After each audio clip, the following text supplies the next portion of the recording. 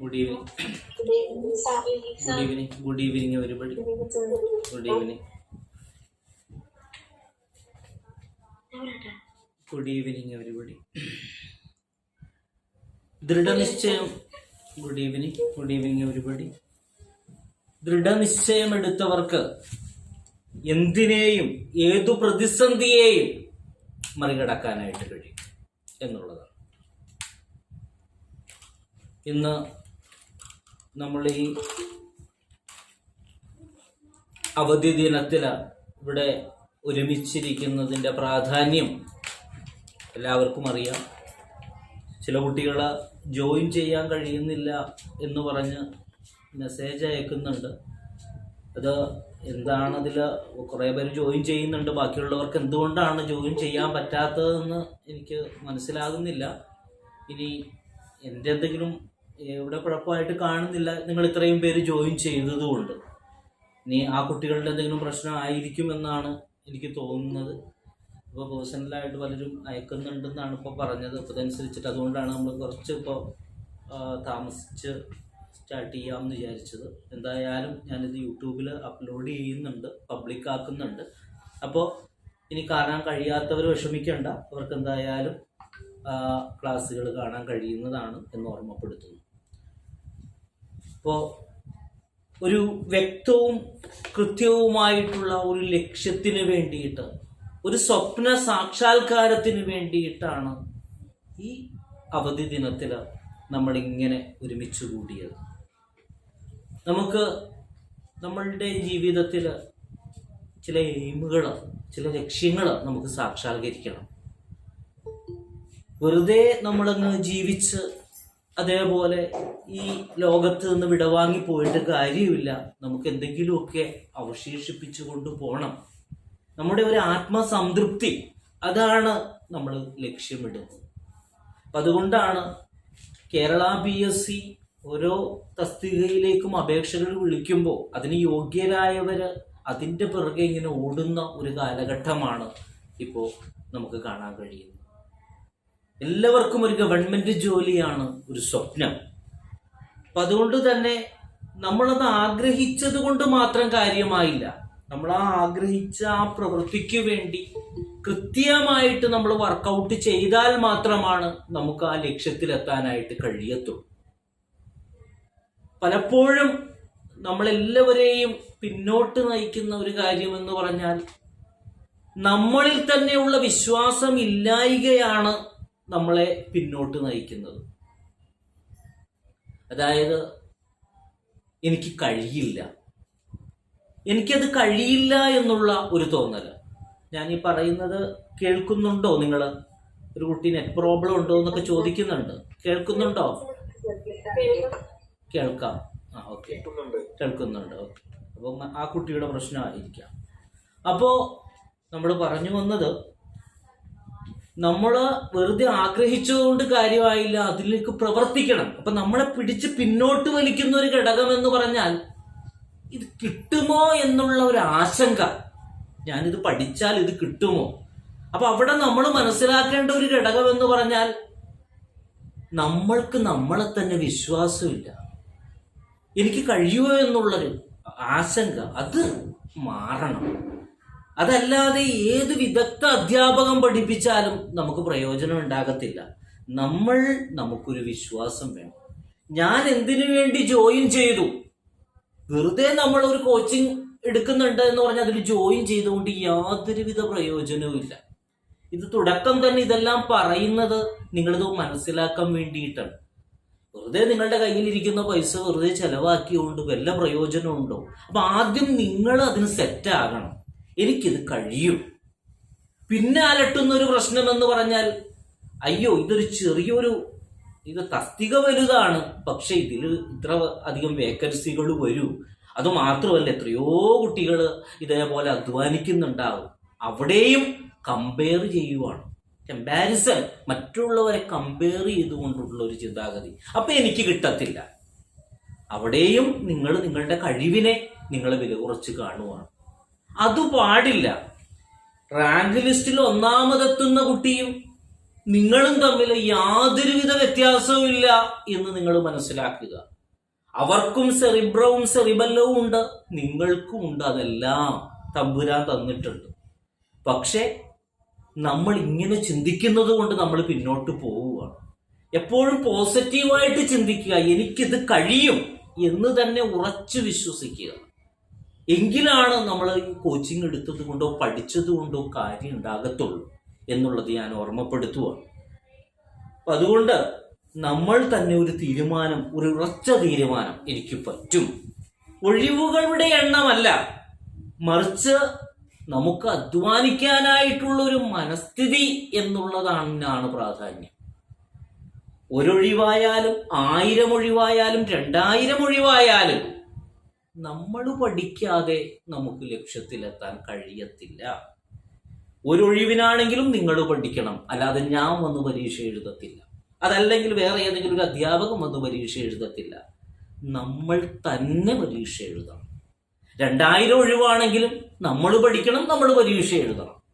അപ്പൊ നിങ്ങൾ ഈ ഒഴിവുകൾ കുറവാണ് എന്ന് പറഞ്ഞ് മാറി നിൽക്കുന്നതിനോട് എനിക്ക് യോജിപ്പില്ല. കാരണം എന്തായാലും ഇതുപോലുള്ള തസ്തികകളിലൊക്കെ ഒത്തിരി ഒഴിവുകളൊന്നും ഇനിയൊന്നും വരത്തില്ല കേട്ടോ.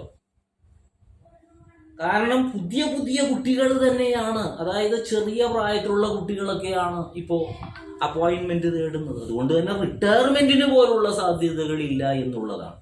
അപ്പൊ ഇനി അങ്ങോട്ട് നീങ്ങിക്കഴിഞ്ഞാൽ കേരള PSC നമുക്കൊരു വേക്കൻസി എന്ന് പറയുന്നത് മിക്കവാറും ബുദ്ധിമുട്ടായിട്ടുള്ളൊരവസ്ഥയിൽ ആ വേക്കൻസിയിൽ നമുക്കൊരു അപ്പോയിൻമെന്റ് എന്നുള്ള രീതിയിൽ വേക്കൻസി ഒഴിവുകൾ വരാനായിട്ടുള്ള സാധ്യതകൾ കുറവായിരിക്കും ഇനി അങ്ങോട്ട് പോകും തോറും എന്നുള്ളത് നമ്മൾ മനസ്സിലാക്കണം.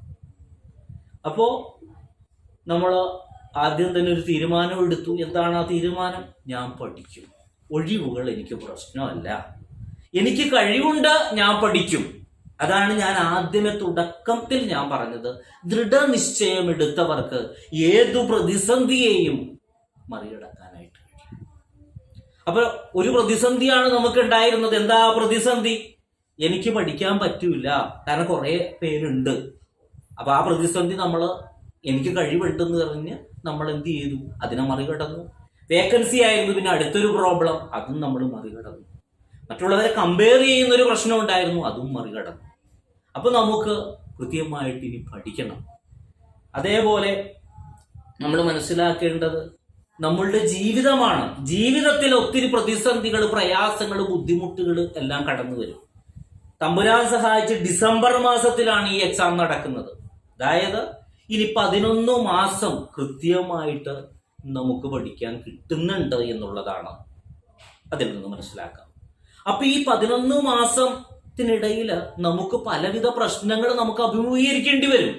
മനുഷ്യൻ എന്നുള്ള രീതിയിൽ, ഒരു സാമൂഹ്യ ജീവി എന്നുള്ള രീതിയിൽ നമ്മൾ ജീവിക്കുമ്പോൾ നമ്മുടെ ജീവിതത്തിൽ പല പല പ്രതിസന്ധികളിലൂടെ നമുക്ക് കടന്നു വരേണ്ടി വരും. അസുഖങ്ങളായിട്ട് നമ്മളുടെ പ്രിയപ്പെട്ടവർ അല്ലെങ്കിൽ നമ്മളുമായിട്ട് ബന്ധപ്പെട്ടവരുടെ അസുഖങ്ങൾ, രോഗങ്ങൾ, അവരെ ചിലപ്പോൾ നമ്മളിൽ നിന്ന് വേർപിരിഞ്ഞു പോകുന്ന ഘട്ടങ്ങൾ, ഇങ്ങനെയൊക്കെയുള്ള ഒത്തിരി പ്രയാസങ്ങൾ. അതല്ലെങ്കിൽ ജോലിക്ക് പോകുന്നവരാണ്, ജോലി സംബന്ധമായുള്ള പ്രശ്നങ്ങൾ, പ്രതിസന്ധികൾ, ഇതെല്ലാം കടന്നു വരാം. ഈ സമയങ്ങളിലെല്ലാം നമ്മൾ തളർന്നു പോകരുത്. ആ പ്രതിസന്ധികളെയെല്ലാം നമുക്ക് അതിജീവിക്കാനായിട്ട് നമുക്ക് കഴിയണം. ആ പ്രതിസന്ധികളിൽ നമ്മൾ തളർന്നു പോകാതെ നമ്മൾ അതിലെല്ലാം, ഈ പ്രതിസന്ധികളെല്ലാം എൻ്റെ ജീവിതത്തിന്റെ ഭാഗമാണ് എന്ന് കരുതിയിട്ട് നമ്മൾ മുന്നേറാനായിട്ട് നോക്കണം. ഒരിക്കലും എക്സ്ക്യൂസ് കണ്ടെത്താൻ ശ്രമിക്കരുത്. നമ്മളെല്ലാവരും, ഞാനും നിങ്ങളും ഉൾപ്പെടെ ഉള്ളവര് എക്സ്ക്യൂസുകൾ കണ്ടെത്താൻ ശ്രമിക്കുവാണ്. എങ്ങനെ പഠിക്കാതിരിക്കാം, അല്ലെങ്കിൽ എങ്ങനെ എനിക്ക് പഠിക്കാൻ പറ്റിയില്ല, കാരണം എന്താ വെച്ചാൽ കുട്ടിക്ക് സുഖമില്ലായിരുന്നു, അല്ലെങ്കിൽ എനിക്ക് ഓഫീസിൽ കുറച്ച് തിരക്കുണ്ടായിരുന്നു. അങ്ങനെയുള്ള സ്ഥിരം എക്സ്ക്യൂസുകൾ കണ്ടെത്താനായിട്ടാണ് നമ്മൾ ശ്രമിക്കുന്നത്. അങ്ങനെ എക്സ്ക്യൂസുകൾ കണ്ടെത്താതിരിക്കാനായിട്ട് നിങ്ങൾ ഓരോരുത്തരും ശ്രമിക്കുക. ഇതെല്ലാം ഒരു പഠനത്തിന്റെ മുന്നോടിയായിട്ട് അറിയേണ്ട ഘടകങ്ങളാണ്. എനിക്ക് വേണമെങ്കിൽ എൻ്റെ ക്ലാസ് എങ്ങനെയാണ് എന്ന് പറഞ്ഞിട്ട് ഞാൻ ആ ക്ലാസ് ഒന്ന് എടുത്ത് കാണിച്ച് എനിക്ക് വേണമെന്നുണ്ടെങ്കിൽ എൻ്റെ ബാക്കിയുള്ള എന്താ പരിപാടി എന്ന് വെച്ചാൽ ആ പരിപാടികൾക്ക് പോകാം. പക്ഷേ ഈ ക്ലാസ് തുടങ്ങുന്നതിന് മുമ്പ് ഇതെല്ലാം നിങ്ങളോട് പറയുന്നത്, ഇതെല്ലാം മനസ്സിലാക്കിയതിനു ശേഷം മാത്രം നിങ്ങൾ ഒരു ഉറച്ച തീരുമാനം, ഇവിടെ തീരുമാനം എടുക്കേണ്ടത് മുഴുവൻ നിങ്ങളാണ്, ഞാനല്ല. നിങ്ങൾ തീരുമാനമെടുത്ത് അതിൽ കൃത്യമായിട്ട് വന്നാൽ മാത്രമാണ് പഠിച്ചുകൊണ്ട് ബെനിഫിറ്റ് ഉണ്ടാകത്തുള്ളൂ. അതല്ലെങ്കിൽ യാതൊരുവിധ ബെനിഫിറ്റും ആ കേസിൽ ഉണ്ടാകത്തില്ല. ഇപ്പോ വാക്ക് എന്ന് പറഞ്ഞാൽ വിത്താണെന്നാണ് ബൈബിൾ വചനം. വിത്ത് എന്ന് പറഞ്ഞാൽ അതുകൊണ്ട് അർത്ഥമാക്കുന്നത് എന്താണ്? അതിനൊരു ലൈഫ് പൊട്ടൻഷ്യാലിറ്റി ഉണ്ട് എന്നുള്ളതാണ്. അപ്പൊ ഒരു വാക്കുകൊണ്ട്, ചിലപ്പോൾ ഞാൻ ഈ പറയുന്ന എൻ്റെ ഈ വാക്കുകൾ കൊണ്ട് നിങ്ങൾക്ക് ചിലപ്പോൾ എന്തെങ്കിലും ഉപകാരങ്ങൾ ഉണ്ടായേക്കാം. ഇപ്പോൾ അത് കേൾക്കുമ്പോൾ കേവലം ഒരു വാക്കായിട്ട് തോന്നും. പക്ഷെ അമർത്തി ചിന്തിച്ചു കഴിയുമ്പോൾ ആ പറയുന്നതിൽ എന്തെങ്കിലുമൊക്കെ കാര്യമുണ്ട് എന്ന് തോന്നുവാണെങ്കിൽ, നിങ്ങൾ അതനുസരിച്ചിട്ട് പ്രവർത്തിക്കുമ്പോൾ അത് ശരിക്കും വിത്തായി മാറും. ശരിക്കും വിത്ത് തന്നെയല്ലേ? കാരണം അതുകൊണ്ട് നിങ്ങൾക്ക് ഒരു ഫലം കിട്ടുവാണ്. അപ്പൊ അതാണ് നമ്മളുടെ ഗ്രന്ഥങ്ങളിൽ പറയുന്നതെല്ലാം സത്യങ്ങൾ തന്നെയാണ് എന്നുള്ളത് നമ്മൾ മനസ്സിലാക്കുക. അപ്പോ നമ്മൾ ഏതൊരു കോച്ചിങ്ങിൽ ചേരുന്നതിന് മുമ്പും നമ്മൾ തന്നെ സ്വയം ഒന്ന് പ്രിപ്പയർഡ് ആകാനുണ്ട്. എനിക്കത് കഴിയും, എനിക്കത് പറ്റും എന്നുള്ള ഉറച്ച തീരുമാനം. ആ ഉറച്ച തീരുമാനത്തിൽ നിന്നുകൊണ്ട് നമ്മൾ അങ്ങ് പഠിക്കുന്നു. ഇടവും വലവും നോക്കാതെ, പ്രതിസന്ധികളിൽ തളരാതെ, ബുദ്ധിമുട്ടുകളിൽ നമ്മൾ തളരാതെ നമ്മൾ മുന്നോട്ട് പോകണം. അതുപോലെ തന്നെ നമ്മൾ പല എക്സാമുകൾ എഴുതി തകർന്നവരായിരിക്കാം. പലപ്പോഴും പല എക്സാമുകളിലും ഒരു ശോഭിക്കാൻ കഴിഞ്ഞില്ല. ഇന്നും നമ്മളെ കാണുമ്പോൾ, വഴിയിലൂടെ നടന്നു പോകുമ്പോൾ ഓരോരുത്തർ ചോദിക്കുവാണ്, എന്താ കുട്ടിയെ ജോലി ഒന്നും ആയില്ലേ, ഇപ്പോഴും ഇങ്ങനെ പഠിച്ചുകൊണ്ടിരിക്കുവാണോ എന്ന് ചോദിക്കുമ്പോൾ അവരെ കടിച്ച് തിന്നാനായിട്ടുള്ള ഒരു ദേഷ്യം നമ്മുടെ മനസ്സിൽ ഉണ്ടെങ്കിലും നമ്മൾ തന്നെ ഒന്ന് വിഷമാവസ്ഥയിലാവുകയാണ്. ശരിയാണ്, എത്ര PSC എക്സാമുകളായി എഴുതുന്നേ, ഇതുവരെ ഒരു ജോലിയാകാൻ കഴിഞ്ഞില്ല. അത് നമ്മളെ നിരന്തരം വേട്ടയാടിക്കൊണ്ടിരിക്കുവാണ്. അപ്പോൾ ഇതിൽ നിന്നെല്ലാം മാറി നമ്മൾ ചിന്തിച്ചുകൊണ്ട് നമുക്ക് പറ്റിയ ആ ഇന്നലെകളെ നമുക്ക് അങ്ങോട്ട് മറക്കാം. ഇന്നുകളില് ഈ നിമിഷമാണ് നമ്മുടെ ജീവിതമുള്ളത് എന്ന് നമ്മൾ തിരിച്ചറിയണം. അത് തിരിച്ചറിഞ്ഞേ മതിയാകും. കഴിഞ്ഞു പോയതെല്ലാം കഥകളാണ്. അത് വെറും കഥകൾ, സ്റ്റോറീസാണ്.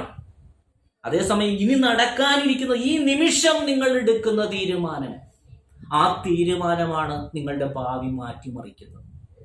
ദിവസങ്ങളോ മാസങ്ങളോ അല്ല, അതല്ലെങ്കിൽ ഒഴിവുകളുടെ എണ്ണമല്ല, മറിച്ച് നിങ്ങൾ എടുക്കുന്ന തീരുമാനം. ആ തീരുമാനമാണ് നിങ്ങളെ ആ ലക്ഷ്യത്തിലേക്ക് എത്തിക്കുന്നത്.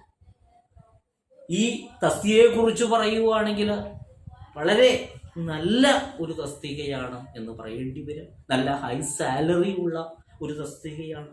സോഷ്യൽ ജസ്റ്റിസ് ഡിപ്പാർട്ട്മെന്റിന്റെ അണ്ടറിലുള്ള ഒരു നല്ല ഒരു തസ്തികയാണ്. അതിൽ നിന്ന് നമുക്ക് സോഷ്യൽ ജസ്റ്റിസ് ഡിപ്പാർട്ട്മെന്റിന്റെ ഉയർന്ന മേഖലകളിലേക്ക് എത്തിപ്പെടാൻ കഴിയുന്ന ഒരു തസ്തികയാണ്.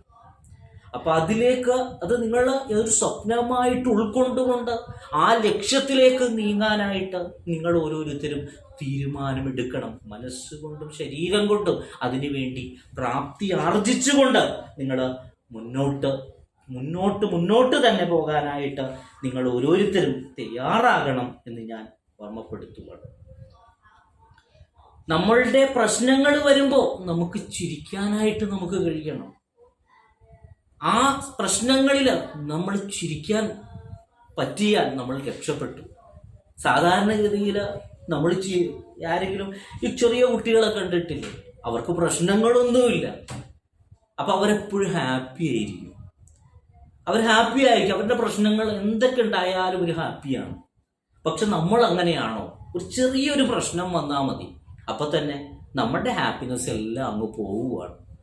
നമ്മളെല്ലാം എന്തൊക്കെ നഷ്ടപ്പെട്ട പോലത്തെ അവസ്ഥ.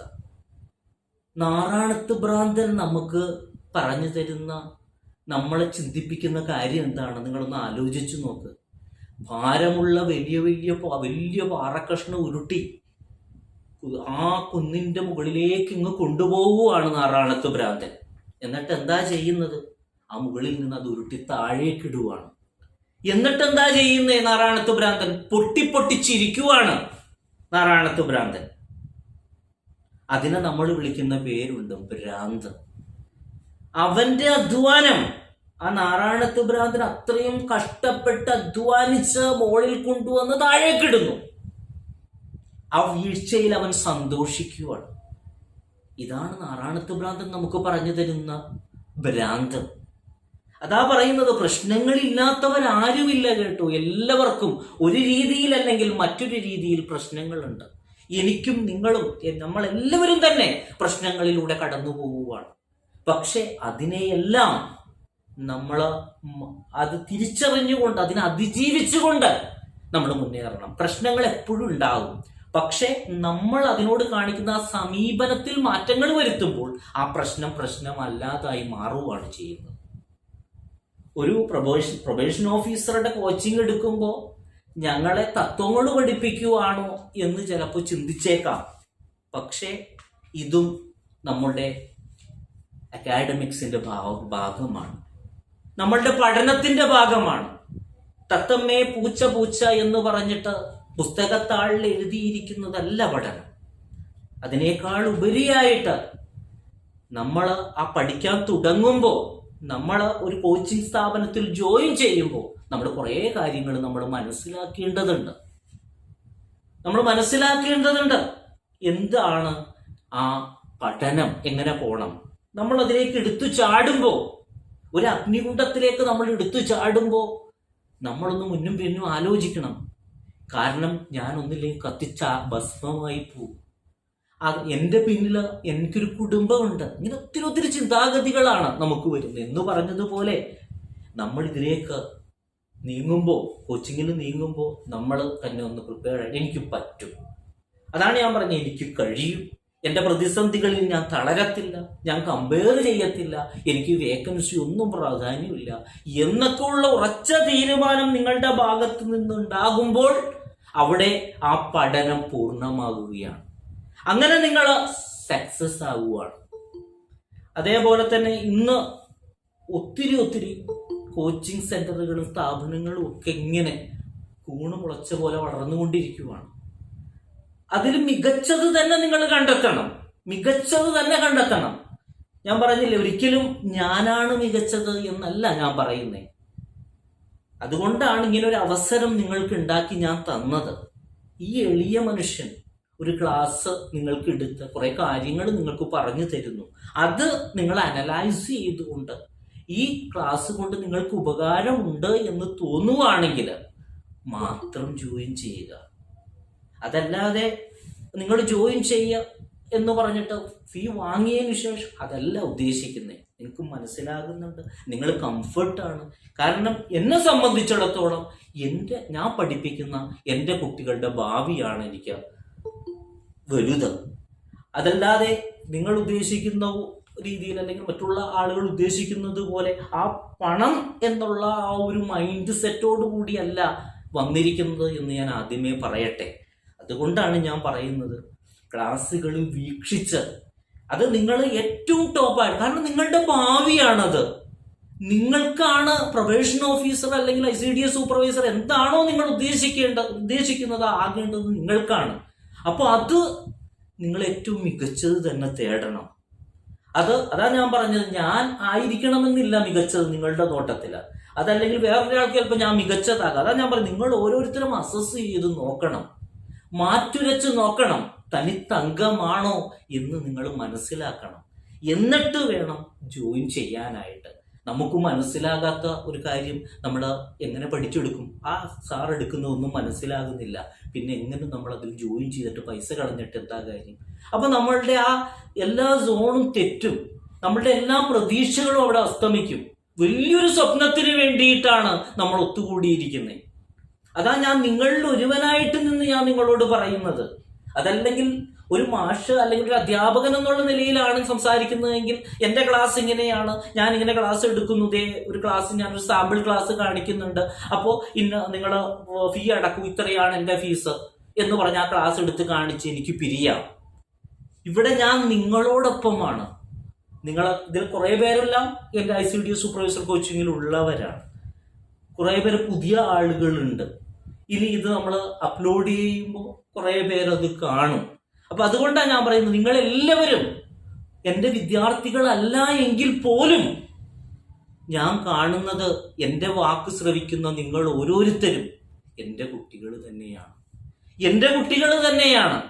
അതുകൊണ്ട് തന്നെ നിങ്ങൾ ഓരോരുത്തരും, ഞാൻ ഒരു കൂടപ്പിറപ്പിനോട് പറയുന്നത് പോലെ തന്നെ ഞാൻ പറയുവാണ്, നിങ്ങൾ മികച്ചത് തന്നെ തേടണം. നിങ്ങൾക്കിത് ഇഷ്ടപ്പെട്ട് അല്ലെങ്കിൽ നിങ്ങൾക്ക് ഈ ക്ലാസ്സിനൊപ്പം പോകാൻ പറ്റും എന്ന് നിങ്ങൾക്ക് ഉത്തമ ബോധ്യം ഉണ്ടെങ്കിൽ മാത്രമേ ജോയിൻ ചെയ്യാൻ പാടുള്ളൂ. അതല്ലാതെ ഈ അധ്യാപകനെയും വിഷമിപ്പിച്ച് നിങ്ങൾക്കും ഒരു ബുദ്ധിമുട്ടുണ്ടാക്കി. കാരണം നിങ്ങൾക്ക് ഇപ്പോൾ ക്ലാസ്സിൽ ജോയിൻ ചെയ്തു, അപ്പം പഠിക്കാൻ പറ്റുന്നില്ലെന്ന് അറിയുമ്പോൾ അതെനിക്ക് മാനസികമായൊരു വിഷമമാണ്. കാരണം പൈസ മുടക്കിയിട്ട് പിന്നെ ആ കുട്ടികൾക്ക് കഴിഞ്ഞില്ലല്ലോ. അപ്പം നമ്മൾ ആകെ ഡെസ്പാവും. ഇത് ഞാനായാലും എനിക്കുണ്ടാവും. ഞാനിപ്പോൾ ഒരു സ്ഥലത്ത് ജോയിൻ ചെയ്തു, അപ്പോൾ എനിക്ക് പൈസ എല്ലാം കൊടുത്തു, എല്ലാം കഴിഞ്ഞ് കഴിഞ്ഞപ്പോൾ ഒന്നും ശരിയാകുന്നില്ല, ഒന്നും പഠിക്കാൻ പറ്റുന്നില്ല, എത്രമാത്രം വിഷമമുണ്ടാവും, പൈസയും പോയി. അപ്പൊ അവിടെ നമുക്ക് പിന്നീട് പഠിക്കാനായിട്ട് ഇത് കഴിയത്തില്ല. അത് വലിയൊരു ദ്രോഹമാണ്. അപ്പൊ അതാ ഞാൻ പറയുന്നത്. ഞാൻ എന്നെ പോലെ തന്നെ നിങ്ങളെ കാണുന്നതുകൊണ്ടാണ് പറയുന്നത്, അങ്ങനെ ഒന്നും ആകരുത്. നിങ്ങൾ ക്ലാസ്സുകളെല്ലാം കേട്ട് കംഫർട്ട് ആണെങ്കിൽ നിങ്ങൾ ജോയിൻ ചെയ്യുക. നമുക്ക് പഠിച്ച് ആ ലക്ഷ്യത്തിൽ എത്താനായിട്ട് കഴിയും. നിങ്ങൾ തനിച്ചല്ല എന്നുള്ളതാണ് ഇവിടെ ഉള്ള വാസ്തവം. കാരണം നിങ്ങളോടൊപ്പം ഞാനും ഉണ്ട്. ഒരിക്കലും നിങ്ങൾ തളരരുത്. തളർന്നു പോകാതെ നിങ്ങളുടെ വീഴ്ചയിൽ നിന്ന് നിങ്ങളെ താങ്ങിയെടുത്ത് സ്നേഹപരിലാളനകളോടെ നിങ്ങൾ ആ ലക്ഷ്യത്തിലെത്തിക്കാൻ ഞാൻ സജ്ജമാണ് എന്ന് ഞാൻ ആദ്യമേ അറിയിക്കുവാണ്.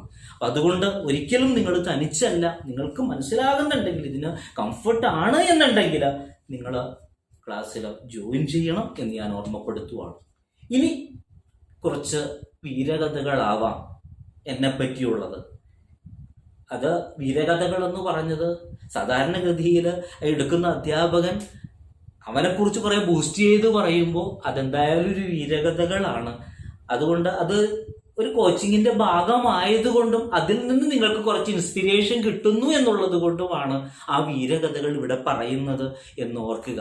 അതുകൊണ്ടാണ് അതിന് ഹെഡിങ് പറഞ്ഞത് വീരകഥകൾ എന്ന്. അതായത് CDPO, deputy district education media officer, social worker exam, principal councillor തസ്തിക, ഇങ്ങനെ നിരവധി കോഴ്സുകൾക്ക് CDPO സ്പെഷ്യൽ റിക്രൂട്ട്മെന്റ്, ഇതിനെല്ലാം കോച്ചിങ് ഞാൻ കൊടുത്തിരുന്നു. തമ്പുരാൻ സഹായിച്ച് കുറേ കുട്ടികളെ നമുക്ക് ആ ലക്ഷ്യത്തിലെത്തിക്കാൻ കഴിഞ്ഞു എന്നുള്ളതാണ് വാസ്തവം. ഈ കഴിഞ്ഞ CDPO ജനറൽ റിക്രൂട്ട്മെന്റിൽ ഏറ്റവും കൂടുതൽ കുട്ടികളെ, നമ്മുടെ ഈ കേരളത്തിൽ ഏറ്റവും കൂടുതൽ കുട്ടികൾക്ക് പരിശീലനം കൊടുക്കാൻ കഴിഞ്ഞു എന്നുള്ളൊരു ചാരിതാർത്ഥ്യം എനിക്കുണ്ട്. അതുവഴി ഒത്തിരി പേര്, ഇപ്പോൾ ഇന്റർവ്യൂ നടന്നുകൊണ്ടിരിക്കുവാണ്, ആ ഇന്റർവ്യൂവിൽ ഒത്തിരി പേരെ ആ ലക്ഷ്യത്തിലെത്തിക്കാനായിട്ട്, ഇപ്പൊ ഇന്റർവ്യൂവിൽ ഇനിയിപ്പോൾ റാങ്ക് ലിസ്റ്റ് വന്നിട്ടില്ല, ആ ഇന്റർവ്യൂവിൽ ഒത്തിരി പേര് അതിൽ വന്നിട്ടുണ്ട്. അവർ വിളിച്ചിരുന്നു. അത് ഇന്റർവ്യൂവിൻ്റെ എങ്ങനെയാണ് സാറെ പ്രിപ്പയർ ചെയ്യേണ്ടത്, ഞാൻ പറഞ്ഞു ഞാൻ പഠിപ്പിക്കുമ്പോൾ തന്നെ ഇന്റർവ്യൂ ബേസ്ഡ് ആയിട്ടാണ് പറഞ്ഞ് പഠിപ്പിച്ചുകൊണ്ടിരിക്കുന്നത്. അത് ഓരോ ആക്റ്റുകളും കാര്യങ്ങളും എല്ലാം പറഞ്ഞു. അതിനിടയ്ക്ക് 2-3 പേർക്ക് ഇന്റർവ്യൂ കഴിഞ്ഞവരെ, എല്ലാവരുടെയും കഴിഞ്ഞിട്ടില്ല, 23-ാം തീയതിയോ മറ്റോ ആണ് കഴിയുന്നതെന്ന് തോന്നുന്നു, വിളിച്ചിട്ടുണ്ടായിരുന്നു. അപ്പോൾ 2-3 പേരെ കഴിഞ്ഞവർ വളരെ സാറ്റിസ്ഫാക്ടറി റിപ്പോർട്ടാണ് തന്നത്. കാരണം ഞാൻ പറഞ്ഞതുപോലെ തന്നെ കുറേ ആക്ട് ഞാൻ പറഞ്ഞു, ഡൊമസ്റ്റിക് വയലൻസ്, പോഷ് ആക്ട്, അങ്ങനെയുള്ള മേഖലകളും അതേപോലെ CDPOയുടെ ഡ്യൂട്ടീസ്, കാര്യങ്ങൾ ഇതെല്ലാമാണ് ചോദിക്കാൻ ചാൻസ് എന്നെല്ലാവർക്കും പറഞ്ഞു കൊടുത്തു. അത് തന്നെയാണ് അവർക്ക് ചോദിച്ചത് എന്ന് പറഞ്ഞിട്ട് സന്തോഷത്തോടു കൂടി കുട്ടികൾ വിളിച്ചിട്ടുണ്ടായിരുന്നു. ഞാനും ഈ കുട്ടികളും തമ്മിലുള്ള ബന്ധം ഈ ഒരു കോച്ചിങ്ങിൽ മാത്രം അവസാനിക്കുന്നില്ല എന്നുള്ളതാണ് വാസ്തവം. അതിങ്ങനെ തുടർന്നുകൊണ്ടിരിക്കുകയാണ്. ജോലി കിട്ടിയതിന് ശേഷവും ആ കുട്ടികൾ വിളിച്ചുകൊണ്ടിരിക്കുകയാണ്. നമ്മൾ ആ ബന്ധം നിലനിർത്തിക്കൊണ്ട് പോവുകയാണ്. അതാണ് ഞാൻ പറയുന്നത്, കേവലം ഒരു പുസ്തകത്താളിലുള്ള ഒരു പഠന സംവിധാനമല്ല. ഇപ്പൊ നമ്മുടെ ഒരു കോച്ചിങ്, ഞാനും ചേർന്നിട്ടുണ്ട്, ഞാനും പഠിച്ചതാണ് കോച്ചിങ്ങിനൊക്കെ. അപ്പോൾ എങ്ങനെയാണ് സാധാരണ സിസ്റ്റം, ആ വ്യവസ്ഥിതി എങ്ങനെയാണ് നിങ്ങളൊന്ന് ആലോചിച്ച് നോക്ക്. വെറും ഒരു സ്ക്രീനിന് മുമ്പിലുള്ള ഒരു ബന്ധം മാത്രം, അതല്ലാതെ അതിനപ്പുറത്തേക്കൊന്നുമില്ല. അത് ആ ഫീസ് വാങ്ങി കഴിഞ്ഞു കാര്യം, കഥ. അതല്ല ഇവിടെ ഞാൻ അർത്ഥമാക്കുന്നത്. ഇതിൽ നിന്നെല്ലാം മാറി ചിന്തിച്ചുകൊണ്ട്, ഒരു മനുഷ്യനായി മാറിക്കൊണ്ട്, ആ ബന്ധം അവിടെ നിലനിർത്തിക്കൊണ്ട്, നിങ്ങളുടെ വീഴ്ചകളിൽ നിങ്ങളെ സഹായിച്ചുകൊണ്ട് മുന്നേറുന്ന ഒരു മനോഭാവം. അപ്പോൾ അങ്ങനെ CDPO എക്സാമിൽ കുറേ പേര് എത്തിക്കാൻ കഴിഞ്ഞു. അതേപോലെ CDPO special recruitment rank list വന്നു. അത് ഒരു സ്പെഷ്യൽ റിക്രൂട്ട്മെന്റ് ആയതുകൊണ്ട് തന്നെ വളരെ കുറച്ച് പേർക്കാണ് കോച്ചിങ് കൊടുത്തത്. ഏകദേശം 20 കുട്ടികൾ ആണ് അതിലുണ്ടായിരുന്നത്. അതിൽ 2 പേര് ഓൺലൈൻ കോച്ചിങ്ങിൽ പങ്കെടുത്തില്ല. അവർക്ക് റെക്കോർഡഡ് സംഭവങ്ങൾ മാത്രം മതി എന്ന് പറഞ്ഞിട്ട് അങ്ങനെ പോവുകയാണ് ചെയ്തത്. അതിൽ നിന്ന് നമുക്ക് ST വിഭാഗത്തിലെ ഫസ്റ്റ് റാങ്ക് നമ്മൾ പഠിച്ച കാർത്തിക എന്ന് പറയുന്ന കുട്ടിക്ക് കിട്ടുകയുണ്ടായി. അതേപോലുള്ള മറ്റ് 9, 10 റാങ്കുകൾ, അതേപോലെ തന്നെ 12 അത് ഞാൻ ഓർക്കുന്നില്ല ആ ഒരു റാങ്ക്, അങ്ങനെ ഏകദേശം 19 പേരെ പഠിപ്പിച്ചിട്ട് നമുക്കൊരു 4 കുട്ടികളെ നമുക്ക് ആ ലക്ഷ്യത്തിലെത്തിക്കാനായിട്ട് തീർച്ചയായിട്ടും കഴിഞ്ഞിട്ടുണ്ട്. പിന്നെ അതേപോലെ തന്നെ ഇതിലെത്താത്തവര് ഒരിക്കലും ഞാൻ പഠിപ്പിച്ചതിന്റെ കുറവായിട്ടല്ല കേട്ടോ പറയുന്നത്. അതും എന്നെ കുറിച്ചിട്ടുള്ളൊരു വീരവാദമാണ്. അതായത് അവര് പറയുന്നത് സാറ് പഠിപ്പിച്ചു, പക്ഷേ ഞങ്ങൾക്ക് പഠിക്കാൻ കഴിഞ്ഞില്ല സാറേ എന്നാണ് അവര് പറയുന്നത്.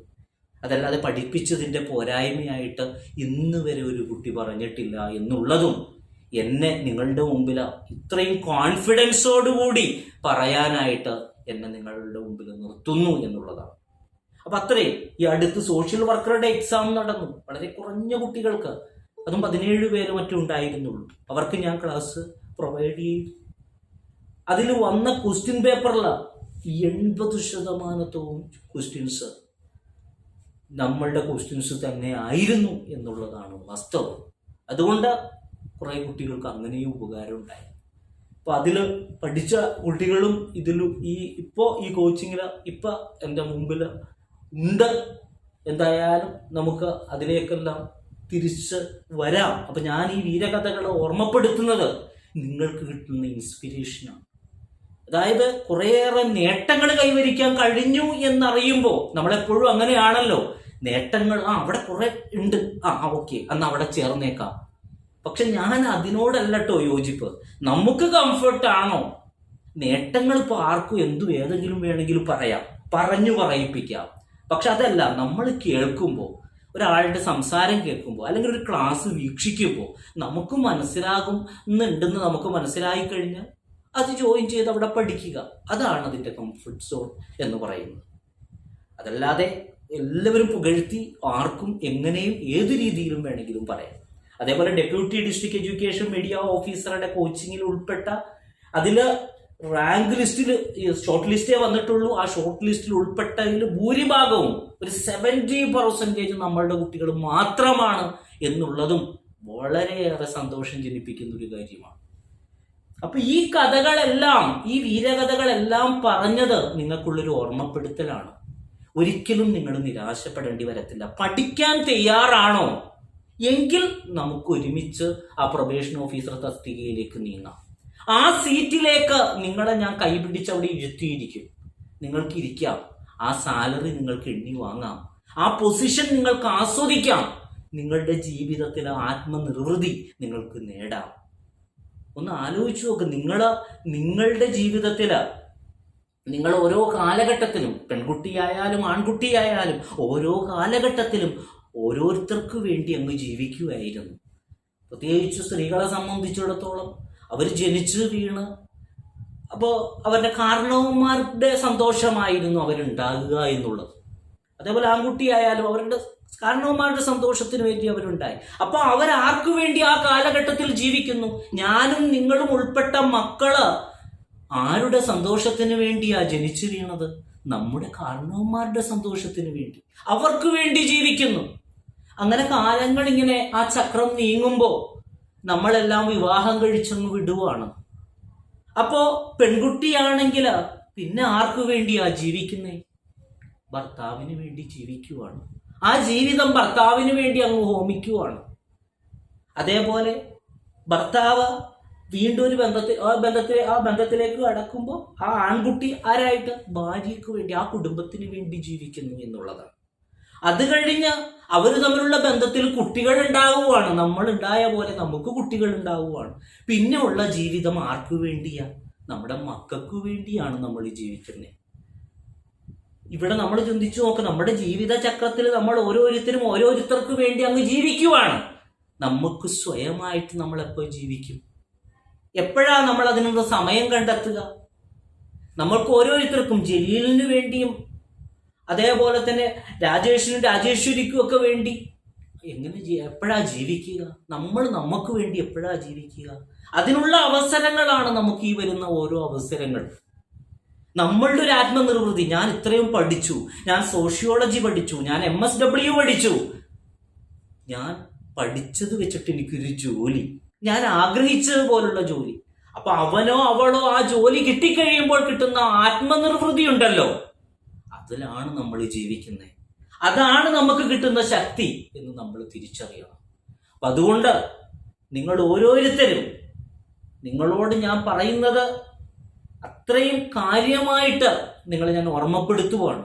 ഒരിക്കലും നമ്മൾ തളരാതെ ജീവിതത്തിൽ നമുക്ക് നടക്കും, എനിക്ക് നടക്കാത്തതൊന്നുമില്ല എന്നുള്ള ഉറച്ചൊരു തീരുമാനത്തോടു കൂടി നമ്മൾ കോച്ചിങ്ങിലേക്ക് കടന്നു വന്ന് ആ ലക്ഷ്യം സാക്ഷാത്കരിക്കാനായിട്ട് നിങ്ങൾ ഓരോരുത്തരും തയ്യാറാകണം എന്ന് ഈ വൈകിയ വേളയിൽ ഞാൻ ഓർമ്മപ്പെടുത്തുവാണ്.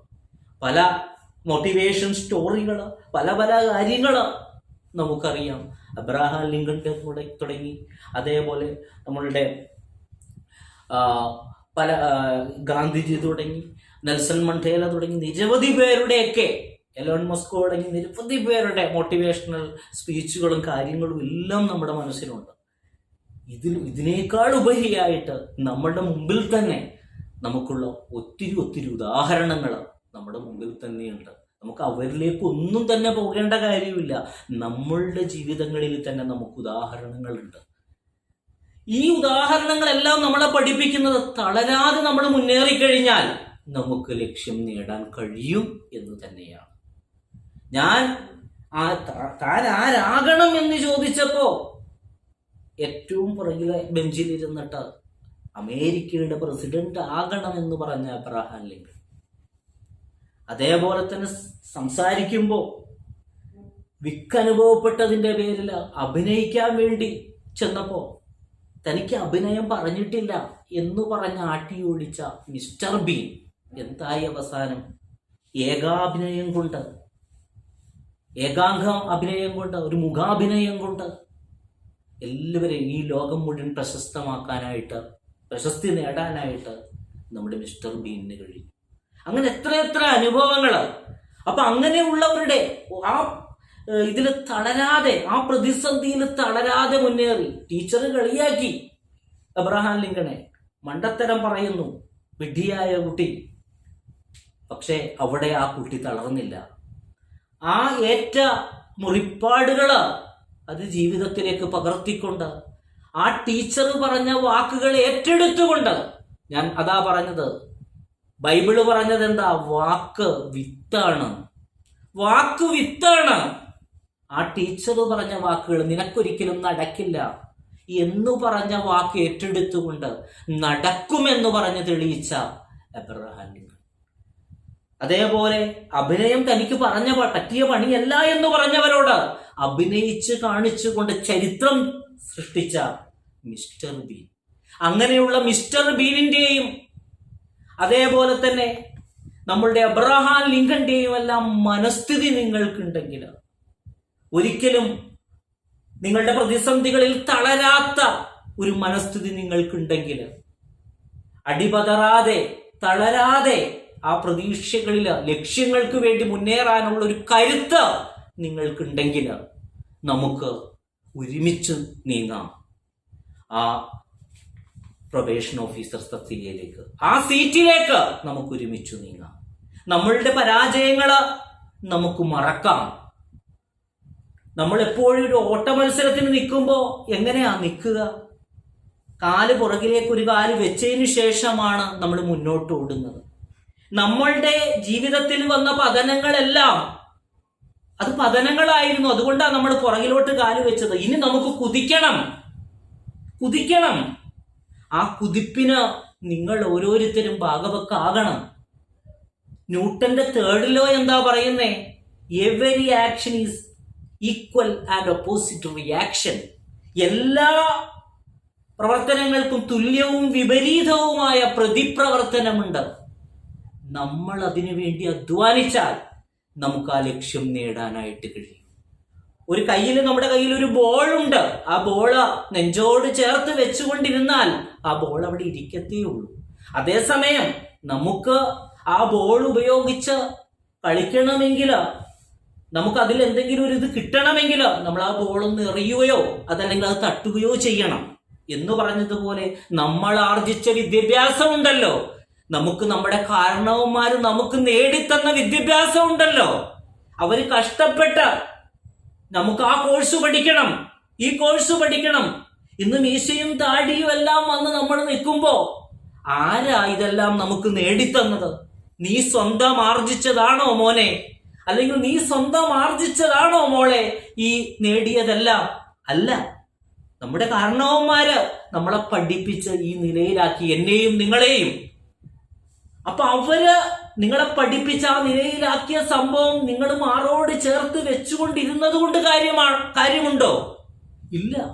അതിനെന്തെങ്കിലും ഒരു പ്രയോജനം എൻ്റെ അച്ഛ, എൻ്റെ പിതാവേ, അല്ലെങ്കിൽ എൻ്റെ മാതാവേ, എൻ്റെ അമ്മേ, നിങ്ങൾ ഞങ്ങൾക്ക് പകർന്നു തന്ന ആ സ്നേഹത്തിനും നിങ്ങൾ ഞങ്ങളെ പഠിപ്പിച്ചതിനും പ്രത്യുപകാരമായിട്ട് ഞങ്ങൾക്ക് ആത്മനിർവൃതി കിട്ടുന്ന ഘട്ടത്തിൽ ഞങ്ങളൊരു കേരള PSC പരീക്ഷ എഴുതി ഞങ്ങൾക്ക് ഒരു ജോലി ലഭ്യമായി അമ്മേ. അതിൽ നിന്ന് കിട്ടുന്ന ഒരു വരുമാനത്തിന്റെ ഒരു ഓഹരി അവർക്ക് കൊടുക്കുന്നു. എന്ത് സന്തോഷമാകും ആ കാരണവന്മാർക്ക്, എന്ത് സന്തോഷമാണ് നിങ്ങൾക്ക് കിട്ടുക. ഇതെല്ലാം നമ്മൾ ഉൾക്കൊള്ളേണ്ട യാഥാർത്ഥ്യങ്ങളാണ്. കേവലം ജീവിച്ചും മരിച്ചു പോകേണ്ടതല്ല നമ്മുടെ എല്ലാം ജീവിതം. അതിൽ നിന്നൊന്നും നമുക്ക് കിട്ടുന്നില്ല, ജീവിച്ചങ്ങ് മരിച്ചു പോവുകയാണ്. അതല്ല, അതിനേക്കാൾ അപ്പുറമായിട്ട് നമ്മളെ പഠിപ്പിച്ച അതുപോലെ തന്നെ നമ്മുടെ മനസാക്ഷിക്ക് എന്തെങ്കിലും ഒരു സമാധാന അവസാന നാളുകളിൽ നമ്മൾ കൊടുക്കണം നമുക്ക് കഴിയുവാണെങ്കിൽ അത് വലിയൊരു കാര്യമാണ്. പലരുടെയും ഏജ് ഇനി ഒരു എക്സാം എന്ന് പറഞ്ഞാൽ ഒരു 10 വർഷം 8 വർഷം ആ ഒരു ഗ്യാപ്പ് എന്തായാലും ഉണ്ടാവും. അപ്പോഴേക്കും നമ്മളിൽ പലരും ഈ പറഞ്ഞ ഈ ഗ്രൂപ്പിലുള്ളവരോ അത് ഏജ് ഓവറായി നമുക്കിനി എഴുതാൻ പറ്റാത്തൊരു കണ്ടീഷനാവും. അപ്പോൾ ആസ് ഏർലി ആസ് പോസിബിൾ നമുക്കൊരു ലക്ഷ്യത്തിലെത്തണം. അപ്പൊ അതിനു വേണ്ടിയിട്ടാണ് കേരള PSC കൊണ്ടുവന്ന ഈ തസ്തികകളിലേക്ക് ഇങ്ങനെയുള്ള ഒരു പെരുമഴക്കാലം, അവസരങ്ങളുടെ പെരുമഴക്കാലം അത് നമുക്ക് ഉപയോഗപ്പെടുത്താനായിട്ട് കഴിയണം. തമ്പുരാൻ നൽകിയതാണിത്. ആ തമ്പുരാൻ നമുക്ക് കുറെ ബുദ്ധിയും വിവേകവും എല്ലാം തന്നിട്ടുണ്ട്. അത് കൃത്യമായിട്ട് ഉപയോഗിച്ചുകൊണ്ട് നമ്മൾ പഠിക്കാൻ വേണ്ടി തയ്യാറായിക്കൊണ്ട് നമ്മൾ മുന്നേറാനായിട്ട് നിങ്ങൾ നോക്കണം. അതേപോലെ ICDS സൂപ്പർവൈസർ കുട്ടികൾ പഠിക്കുന്നുണ്ട്. ഇതിന് ജോയിൻ ചെയ്തു അല്ലെങ്കിൽ ഇതിന് പഠിക്കുന്നു എന്ന് കരുതി അത് നിർത്തരുത്. ഇത് രണ്ടും കൂടി നമുക്ക് മാനേജ് ചെയ്തു പോകാൻ പറ്റും. പലർക്കുള്ള ആശങ്ക എന്ന് വെച്ചാൽ നടക്കത്തില്ലെന്നേ, എനിക്ക് നടക്കില്ല, രണ്ടും കൂടി എങ്ങനെയാ സാറേ ഈ പറയുന്ന പോലെ നടക്കുക? നിങ്ങൾക്ക് ഒത്തിരി കാശ് ഉണ്ടാക്കാൻ പറ്റും, അതല്ലാതെ ഞങ്ങൾക്കിതെങ്ങനെയാ പറ്റുക? എനിക്ക് കുട്ടിയുണ്ട്, എനിക്ക് 1 അല്ല 2 3 കുട്ടികളുണ്ട്, എനിക്ക് ഭർത്താവിനെ നോക്കണം, എനിക്ക് വീട്ടുകാര്യങ്ങൾ നോക്കണം എന്ന് ആശങ്കപ്പെടുന്ന കുട്ടികളാണ് ഇതിലുള്ളത്. അതാ ഞാൻ പറയുന്നത്, ഇവിടെ എല്ലാം നമ്മൾ നമ്മുടെ പ്രശ്നങ്ങൾക്ക് മുൻതൂക്കം കൊടുക്കുവാണ്. നമ്മൾ ആർക്ക് വേണ്ടിയാ ഇത് ചെയ്യുന്നേ? നമ്മൾക്കൊരു ആത്മസംതൃപ്തി, നമ്മുടെ മക്കൾക്ക് വേണ്ടി, നമ്മുടെ കുടുംബത്തിന് വേണ്ടി, നമ്മുടെ ഭർത്താവിന് വേണ്ടി, നമ്മുടെ വീട്ടുകാർക്ക് വേണ്ടി, അവർക്കെല്ലാം വേണ്ടിയാണ് നമ്മൾ ഈ ജോലി സമ്പാദിക്കുന്നത്. അപ്പൊ നമ്മൾക്ക് സമയം കണ്ടെത്താൻ കഴിയും. ഇത് രണ്ടും 2 രീതിയിലുള്ള സിലബസ് അല്ല, ഒരേ സിലബസ്. ഏകദേശം ഒരു 65% സെയിം സിലബസ് ആയിട്ടാണ് വരുന്നത്. പിന്നീട് ചെറിയ മാറ്റങ്ങളാണ് വരുന്നത്. 2017 ഇതിന്റെ വിജ്ഞാപനം വന്നത്. 2 വർഷം കഴിഞ്ഞിട്ടാണ് എക്സാം ഉണ്ടായത് 2019. 2020 റാങ്ക് ലിസ്റ്റ് വരുന്നത്. 9 പേർക്കാണ് ഇതുവരെയും ആ ലിസ്റ്റിൽ നിന്ന് കിട്ടിയത് നിയമനം. ഇപ്പോ വിളിച്ചിരിക്കുന്നത് ആന്റിസിപ്പേറ്റഡ് വേക്കൻസി എന്ന് പറഞ്ഞിട്ടാണ് വിളിച്ചിരിക്കുന്നത്. അപ്പോ ICDS സൂപ്പർവൈസറുടെ അത്ര ഒഴിവുകളൊന്നും നമുക്ക് ഇതിൽ പ്രതീക്ഷിക്കാൻ കഴിയത്തില്ല. അതാ ഞാൻ പറഞ്ഞത്, നമുക്ക് വേക്കൻസി അല്ല മക്കളെ പ്രശ്നം, നമ്മൾ പഠിക്കുവോ എന്നുള്ളതാണ്. 1000 വേക്കൻസി ഉണ്ടായി, പക്ഷെ പഠിച്ചില്ല. എനിക്ക് കുട്ടിയുണ്ട്, എനിക്ക് അമ്മയുണ്ട്, എനിക്ക് ഭർത്താവുണ്ട്, അല്ലെങ്കിൽ എനിക്ക് ഭാര്യയുണ്ട്, പഠിച്ചില്ല. 1000 വേക്കൻസികൾ ഉണ്ടായിട്ടും നമ്മൾ രക്ഷപ്പെടുവോ? ഇല്ല. അപ്പൊ വേക്കൻസിയുടെ കാര്യം നിങ്ങൾ അങ്ങ് വിട്ടേക്ക്, വേക്കൻസി നിങ്ങൾ മൈൻഡ് ചെയ്യണ്ട. അപ്പോ ഈ ആന്റിസിപ്പേറ്റഡ് വേക്കൻസിക്ക് വേണ്ടി വിളിച്ചിരിക്കുന്നു. അപ്പോൾ അത് നമ്മൾ അതിനു വേണ്ടി കൃത്യമായിട്ട് പഠിച്ചു കഴിഞ്ഞാൽ, ഇപ്പൊ സിലബസിൽ വരുന്നത് 3 മേഖലകളിലായിട്ടാണ് കഴിഞ്ഞ വർഷത്തെ സിലബസ് വരുന്നത്. ഇതിൽ ഒന്നാമത്തെ പാർട്ട് 1 എന്ന് പറയുന്നത് സോഷ്യൽ സയൻസ് ആണ്. Part 1 social science. അപ്പൊ അതില് കോൺസ്റ്റിറ്റ്യൂഷൻ, അതേപോലെ കേരള റിനൈസൻസ്, അങ്ങനെയുള്ള കാര്യങ്ങളെല്ലാമാണ് വരുന്നത്. അതായത് GK പാർട്ടുകളായിട്ടാണ് അത് വരുന്നത്. രണ്ടാമത്തെ part sociology, part 2 sociology. Then part 3 മൂന്നാമത്തെ പാർട്ട് വരുന്നത് സോഷ്യൽ വർക്ക്. ഇങ്ങനെ 3 പാർട്ടുകളായിട്ടായിരുന്നു വന്നിരുന്നത്. അപ്പൊ സോഷ്യൽ വർക്കിൽ തന്നെ group work, case work, community organisation, അതേപോലെ social welfare, social work administration, അങ്ങനെയുള്ള ഭാഗങ്ങൾ വന്നു.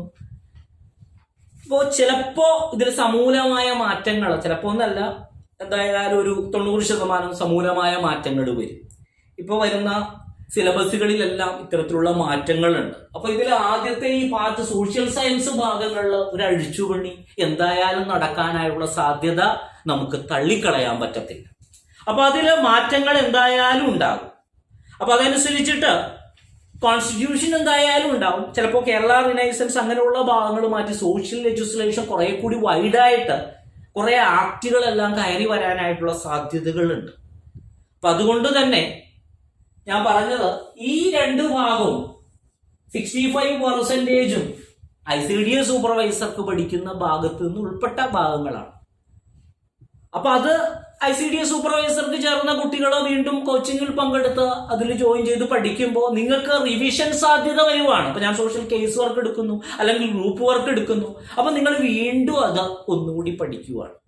അപ്പൊ നിങ്ങൾ വളരെ ഡെപ്തിൽ അത് പഠിച്ച് സെറ്റാക്കി വെച്ച് കഴിയുമ്പോൾ നിങ്ങൾക്ക് ഈ 2 പരീക്ഷയും വരുന്നത് ICDS സൂപ്പർവൈസർ ഓഗസ്റ്റിൽ വരുന്നു, ഇത് വരുന്നത് ഡിസംബറിലാണ്. അപ്പൊ ഓഗസ്റ്റിൽ ഇത് കഴിഞ്ഞ് സെപ്റ്റംബർ, ഒക്ടോബർ, നവംബർ 3 മാസം കൊണ്ട് വീണ്ടും അടുത്ത എക്സാം വരുമ്പോൾ നിങ്ങൾക്ക് ഈ കാര്യങ്ങളെല്ലാം ഓർമ്മ ഉണ്ടാവുകയും നമ്മൾ ആ പഠനത്തിൽ മുന്നോട്ട് പോവുകയും ചെയ്യും. ചില കുട്ടികൾക്ക് ചില വിദ്യാധാരണകളുണ്ട്. ഇപ്പോഴേ ചേരുന്നത് എന്തിനാ, ചേർന്നിട്ട് കഴിയില്ല, നമുക്ക് ആകുമെന്ന് നോക്കാം, കുറച്ച് കഴിഞ്ഞിട്ട് അങ്ങ് ചേരാം എന്ന് പറഞ്ഞ് മടിച്ചു നിൽക്കുവാണ്. അത് പിന്നെ ചേർന്നാ മതിയല്ലോ, ഡിസംബറിലല്ലേ. തെറ്റായ തീരുമാനം. കാരണം ഇപ്പൊ തുടങ്ങി നമ്മൾ കുറച്ച് പഠിച്ചങ്ങ് ഇതെന്താ തെറ്റായ തീരുമാനം എന്ന് പറയാനായിട്ടുള്ള കാര്യത്തിന് ഉദാഹരണവും പറഞ്ഞു തരാം. ഇതെല്ലാം കഴിഞ്ഞ് നിങ്ങൾ ഡിസംബറിലല്ലേ എക്സാം. അപ്പൊ ഓഗസ്റ്റിലെ എക്സാം കഴിഞ്ഞിട്ട് ജോയിൻ ചെയ്യാമെന്ന് പറഞ്ഞിട്ട് വന്ന് ജോയിൻ ചെയ്യുമ്പോഴുള്ള പ്രശ്നം എന്താണെന്ന് വെച്ചാൽ ഒത്തിരി, ഇപ്പൊ എന്റെ ക്ലാസ്സിലാണെന്നുണ്ടെങ്കിൽ ജോയിൻ ചെയ്ത് കഴിയുമ്പോൾ ഒത്തിരി ടോപ്പിക്കുകൾ ഉണ്ടാവും. ഇപ്പൊ ഈ ജോയിൻ ചെയ്യുന്നവർ ഇപ്പൊ ജോയിൻ ചെയ്തിരിക്കുകയല്ലേ, അപ്പൊ ഒത്തിരി ടോപ്പിക്കുകൾ. അപ്പൊ ഇത് കാണുമ്പോൾ തന്നെ ഒരു തീരുമാനം അപ്പൊ തന്നെ എടുക്കും, അയ്യോ ഇത് മുഴുവൻ പഠിക്കണ്ടേ, ഇനി എനിക്ക് വയ്യേ. ഇതാണ് നമ്മുടെ മനോഭാവം. അതുകൊണ്ടാണ് ഞാൻ പറഞ്ഞത് അങ്ങനെ അവസാന നിമിഷത്തേക്കൊന്നും വേണ്ടി കാത്തു നിൽക്കാതെ എന്തായാലും പഠിക്കണം. നമ്മൾ എന്തായാലും ഒരു തീരുമാനം എടുത്തിരിക്കുവാണ്.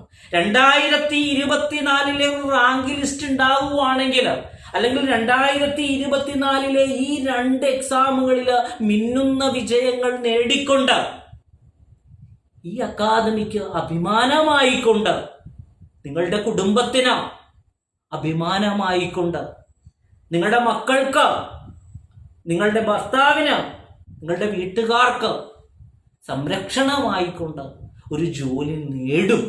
ഈ 2024 എന്റേതാണ്. അതിനെ നിങ്ങൾ മാറോട് ചേർത്തുകൊണ്ട് ആ 2024 നിങ്ങൾ ഉണരണം. എങ്കിലാണ് നമ്മൾ ഉദ്ദേശിക്കുന്ന ആ ലക്ഷ്യത്തിലേക്ക് എത്താനായിട്ട് കഴിയത്തുള്ളൂ. അപ്പൊ അതുകൊണ്ട് ഈ എളിയ അധ്യാപകന്റെ അഭ്യർത്ഥന എന്ന് പറഞ്ഞാൽ ഒന്നും നാളത്തേക്ക് വെക്കരുത്. ഇന്ന് ചെയ്യേണ്ട കാര്യങ്ങൾ ഇന്ന് തന്നെ ചെയ്യുക. ഇന്ന് ചെയ്യേണ്ടത് ഇപ്പൊ തന്നെ ചെയ്യുക. നാളെ ചെയ്യേണ്ട കാര്യങ്ങൾ ഇന്ന് ചെയ്യുക. അങ്ങനെയുള്ളൊരു തീരുമാനമാണ് നമ്മൾ എടുക്കേണ്ടത്. ഒന്നും പിന്നേക്ക് നമ്മൾ മാറ്റിവെക്കരുത്. പിന്നേക്ക് മാറ്റിവെച്ചാൽ പിന്നെ നമ്മൾ ഉണ്ടാകുമെന്ന് എന്താ ഉറപ്പ്? ഒരു ഉറപ്പുമില്ല. ഇന്ന് ഈ നിമിഷം നമ്മൾ ഇവിടെ നിന്ന് പോകുമോ എന്നൊന്നും നമുക്ക് പറയാൻ കിട്ടത്തില്ല. വിസ തീർന്ന് നമ്മൾ പോയി കഴിയുമ്പോൾ അതൊന്നും നമുക്ക് പറയാൻ കഴിയത്തില്ല. അപ്പോൾ ഒരു കവിത മുമ്പ് ഒരു കവി പാടിയതുപോലെ, വിഷം കഴിച്ചു മടുത്തു, വല്ലതും കൃഷി ചെയ്യണം, പിന്നെയാവാം. കൊഴുപ്പേറി വീർത്തു, പുലർച്ചെക്കെണീറ്റു നടക്കണം, പിന്നെയാവാം. എല്ലാം അയാൾ പിന്നെ ആക്കി വെക്കുവാണ്. ഒടുവിൽ നാട്ടുകാർ പറഞ്ഞു, പിന്നെയാക്കാൻ പറ്റില്ല, വെച്ചിരുന്നാൽ നാറും. അപ്പൊ ഒടുവിൽ നാട്ടുകാർ പറഞ്ഞു പിന്നെയാക്കാം. അയാളെല്ലാം പിന്നെയാവട്ടെ എന്ന് പറഞ്ഞുകൊണ്ടിരുന്നു. അവസാനം നാട്ടുകാർ പറഞ്ഞു ഇനി വെച്ചുകൊണ്ടിരിക്കാൻ പറ്റത്തില്ല, കുറെ നേരം വെച്ച് കഴിഞ്ഞാൽ ഇത് ചീഞ്ഞു നാറും. അപ്പൊ അതാ പറഞ്ഞത്, നമ്മൾ അങ്ങനെ ആകരുത്. നമ്മൾ എടുക്കുന്ന തീരുമാനങ്ങൾ, നമ്മൾ ഇന്നെടുക്കുന്ന ഈ നിമിഷം എടുക്കുന്ന തീരുമാനങ്ങൾക്കാണ് പ്രാധാന്യം. അതാണ് നമ്മളെ ലക്ഷ്യത്തിലേക്ക് അടുപ്പിക്കുന്നത്. അയ്യോ ഞാനിത് പഠിക്കാൻ പറ്റുമോ, അങ്ങനെയൊന്നുമല്ല, പഠിക്കും. ആ ഒരു തീരുമാനമാണ് നമ്മളെ ലക്ഷ്യത്തിലേക്ക് എത്തിക്കുന്നത് എന്ന് നിങ്ങൾ ഓരോരുത്തരും മനസ്സിലാക്കിക്കൊണ്ട്, ഞാൻ ഈ പറഞ്ഞതിൽ സത്യമുണ്ട് എന്ന് തോന്നുവാണെങ്കിൽ, നിങ്ങൾക്ക് വേണ്ടിയിട്ടാണ് ഞാനിത് പറഞ്ഞത് എന്ന് നിങ്ങൾക്ക് തോന്നുവാണെങ്കിൽ, ഇതിലൊരു നന്മയുടെ നർമ്മണം നിങ്ങൾ കാണുന്നുണ്ടെങ്കിൽ നിങ്ങൾ പഠിക്കണം എന്നേ എനിക്ക് പറയാനുള്ളൂ.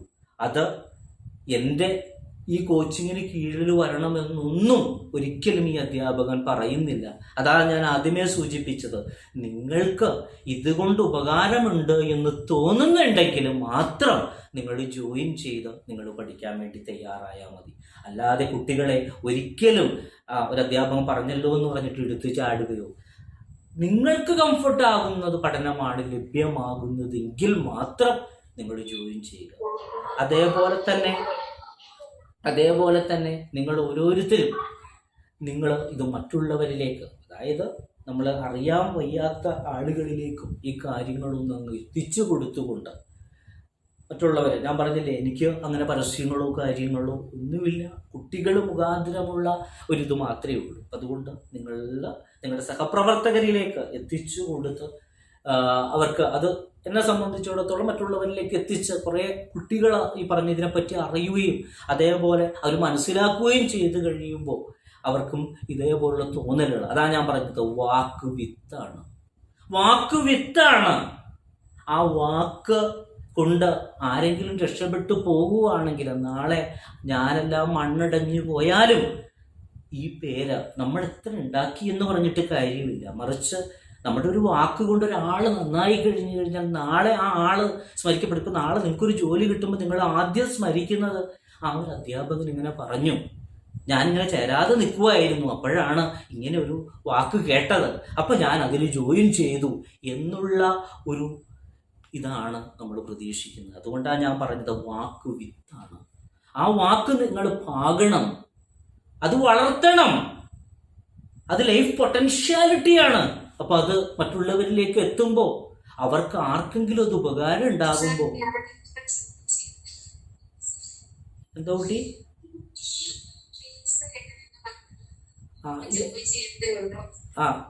എല്ലാം ഞാൻ പറയാം കുട്ടി കേട്ടോ, ഞാൻ പറഞ്ഞുകൊണ്ടിരിക്കുവാണ്, മനസ്സിലായോ? പറയാം കേട്ടോ. അപ്പോ ഇത് മറ്റുള്ളവരിലേക്ക് അങ്ങ് എത്തിച്ചിട്ട് ആ ലക്ഷ്യത്തിലേക്ക് എത്തിക്കാനായിട്ട് നിങ്ങൾക്കും കഴിയണം എന്ന് ഞാൻ ഓർമ്മപ്പെടുത്തുവാണ്. അപ്പോൾ നമ്മൾ തീരുമാനമെടുത്തു, നമ്മൾ പഠിക്കാൻ ഉറച്ചൊരു തീരുമാനമെടുത്തു, ഞങ്ങൾക്ക് ഇനി മാറ്റമില്ല, ഞങ്ങൾ പഠിക്കാൻ പോവുകയാണ്. അപ്പോൾ ഇനി ഈ അധ്യാപകൻ ഇത്രയും കഥകളും കാര്യങ്ങളും തത്വങ്ങളും ആശയങ്ങളും എല്ലാം പറഞ്ഞു, ഞങ്ങളെ മോട്ടിവേറ്റ് ചെയ്തു. ഇനി ഈ അധ്യാപകൻ എങ്ങനെയാ ക്ലാസ് എടുക്കുന്നത്? ഇതെല്ലാം കഴിഞ്ഞിട്ട് വളരെ ഗോമൂത്രം പോലെയുള്ള ഒരു ക്ലാസ്സാണ്, തത്വങ്ങളൊക്കെ കൊള്ളാം. അപ്പോൾ പിന്നെ എങ്ങനെ ജോയിൻ ചെയ്യും? അപ്പം ആദ്യം ഒരു കുട്ടി എന്നോട് ഫീ ചോദിച്ചു, ആദ്യം എങ്ങനെയാണ് ക്ലാസ് എന്ന് നമുക്ക് വിലയിരുത്താം. അപ്പം നമുക്ക് ക്ലാസ്സിലേക്കൊന്ന് കടന്നാലോ? അപ്പോൾ ആദ്യം നമുക്ക് ക്ലാസ്സിലേക്കൊന്ന് കടക്കാം. അപ്പോൾ നമ്മളാകാൻ പോകുന്നത്, നമ്മൾ ആകുവാണ്, നമ്മൾ പഠിക്കാൻ പോകുമ്പോൾ അതിൽ നമ്മൾ മനസ്സിലാക്കേണ്ടത് പഠിക്കുന്ന ആളായിട്ടല്ല, മറിച്ച് പ്രൊബേഷൻ ഓഫീസർ തന്നെയാണ് നമ്മൾ. അങ്ങനെയാണ് നമ്മൾ ആ ഒരു മൂടുപടം എടുത്ത് നമ്മൾ അങ്ങ് അഴിഞ്ഞണം. ICDS സൂപ്പർവൈസർ ആകാനാകുമ്പോൾ ICDS സൂപ്പർവൈസർ ആകുവാണ്. അതേപോലെ പ്രൊബേഷൻ ഓഫീസർ തസ്തികയിലാകുമ്പോൾ ആ പ്രൊബേഷൻ ഓഫീസർ തന്നെ ആകുവാണ്. അങ്ങനെ ഡിസംബർ വരെയും നമ്മൾ ആ രീതിയിൽ തന്നെ അങ്ങ് അഭിനയിക്കുക എന്ന് പറഞ്ഞാൽ നമ്മൾ അത് ഉൾക്കൊണ്ടുകൊണ്ട് മുന്നേറുകയാണ്. അതാണ് നമ്മൾ എടുക്കേണ്ട ഒന്നാമത്തെ ഘട്ടം. അങ്ങനെ നമ്മൾ പ്രൊബേഷൻ ഓഫീസർ ആകാനായിട്ടുള്ള കോട്ട് എടുത്തണിഞ്ഞു. ഇനി നമുക്ക് പഠിക്കാം. ഈ പ്രൊബേഷൻ ഓഫീസർ എന്ന് പറഞ്ഞാൽ ആരാണ് യഥാർത്ഥത്തിൽ? അപ്ലൈയൊക്കെ ചെയ്തു, കോച്ചിങ്ങിനും ജോയിൻ ചെയ്തു, സാറിൻ്റെ കഥകളും കേട്ടു, വീരകപദാനങ്ങളും കേട്ടു, എല്ലാം കേട്ടു. പക്ഷെ അറിയില്ല കേട്ടോ ആരാണ് ഈ പ്രൊബേഷൻ ഓഫീസർ. അപ്പം അത് നമുക്ക് ആദ്യം മനസ്സിലാക്കാം. എന്താണ് ഈ ജോലി? ആരാണ് ഈ പ്രൊബേഷൻ ഓഫീസർ? കുട്ടികളെ, പ്രൊബേഷൻ ഓഫീസർ എന്ന് പറയുന്നത് ഒരു ആക്ടിൻ്റെ അണ്ടറിൽ വന്നതാണ്. അതായത് പ്രൊബേഷൻ ഒഫൻഡേഴ്സ് ആക്ട് എന്നാണ് ആ ആക്ടിൻ്റെ പേര്. അപ്പോൾ നമുക്ക് അവിടെ തുടങ്ങി അങ്ങ് തുടങ്ങാം. അപ്പോൾ നമ്മൾ നിർബന്ധമായിട്ടും പഠിക്കുന്നവർ ഒരു 3 ബുക്ക് കരുതുക, 3 നോട്ട് ബുക്ക്. ക്ലാസ് എടുക്കുമ്പോൾ ആ ഞാൻ പറയുന്നത് നിങ്ങൾ അതേപോലെ തന്നെ കുറിച്ചെടുക്കുക. അതിനെല്ലാം കൃത്യമായിട്ടുള്ള നോട്ടുകൾ ആ ആഴ്ച അവസാനം നോട്ടുകൾ തന്നിരിക്കും. ഇപ്പോൾ ആഴ്ചയിൽ നമുക്ക് 3 ക്ലാസ്സുകളാണ് നിലവിൽ ഉദ്ദേശിക്കുന്നത്. അത് 1.5 മണിക്കൂർ, ചിലപ്പോൾ 2 മണിക്കൂർ, ചിലപ്പോൾ 1.25 മണിക്കൂർ, അത്രയെല്ലാം ദൈർഘ്യമുള്ള ക്ലാസ്സുകളായിരിക്കും. ക്ലാസ്സുകൾ ഇപ്പോൾ നിങ്ങൾ വിലയിരുത്തുക. ഞാനിപ്പോൾ ക്ലാസ് എടുക്കുന്ന ആ ഒരു രീതിയിൽ തന്നെയാണ്. എല്ലാ സബ്ജക്റ്റും ഏകാംഗ നാടകം പോലെ ഞാൻ തന്നെയാണ് എടുക്കുന്നത്. അതുകൊണ്ട് തന്നെ ഇനി വേറെ സബ്ജക്റ്റ് വേറൊരാൾ വന്നെടുക്കുമ്പോൾ എങ്ങനെയാകും എന്നുള്ള ആശങ്കകളൊന്നും വേണ്ട. ഈ രീതിയിൽ തന്നെ ഇന്നെടുക്കുന്ന ആ രീതിയിൽ തന്നെയാണ് തമ്പുരാൻ സഹായിച്ച് അടുത്ത ദിവസങ്ങളിലും ക്ലാസ് പോവുക. അതിന് സാക്ഷികളാണ് ഇപ്പം ഇവിടെ ഇരിക്കുന്ന ഭൂരിഭാഗം കുട്ടികളും എൻ്റെ ICDS സൂപ്പർവൈസർ കോച്ചിങ്ങിൽ ഉള്ളതാണ്. നിങ്ങൾക്ക് എന്തെങ്കിലും തരത്തിലുള്ള ആശങ്കകൾ ഉണ്ടെങ്കിൽ നിങ്ങൾ ആ ഗ്രൂപ്പിലുള്ളവരാണെങ്കിൽ ആ ഗ്രൂപ്പിലൂടെ അവരോട് ചോദിച്ച് മനസ്സിലാക്കാവുന്നതുമാണ് എന്ന് ഞാൻ ഓർമ്മപ്പെടുത്തുന്നു. അതിലൊന്നും ഒരു മടിയും വിചാരിക്കേണ്ട. ക്ലാസ് എങ്ങനെയുണ്ട്, ഇയാൾ ഈ തുടക്കത്തിൽ ഇങ്ങനെ പറയുന്നതാണോ, ഒടുക്കോ ഇനി ഇയാളുടെ തനി സ്വരൂപം കാണിക്കൂ എന്നൊക്കെ ചോദിച്ചറിയണം. അറിഞ്ഞിട്ടാണ് ജോയിൻ ചെയ്യേണ്ടത് എന്നും ഞാൻ ഓർമ്മപ്പെടുത്തുവാണ്. അപ്പോൾ അതിനോടൊപ്പം തന്നെ നിങ്ങൾ എവിടെ ചേർന്നാലും നിങ്ങൾ മനസ്സിലാക്കേണ്ട കാര്യമാണ് ഞാൻ ഈ പറഞ്ഞത്. ക്ലാസ് എങ്ങനെയുണ്ടെന്ന് ചോദിക്കണം, സിലബസ് കവർ ചെയ്യുമോ എന്നും ചോദിക്കണം.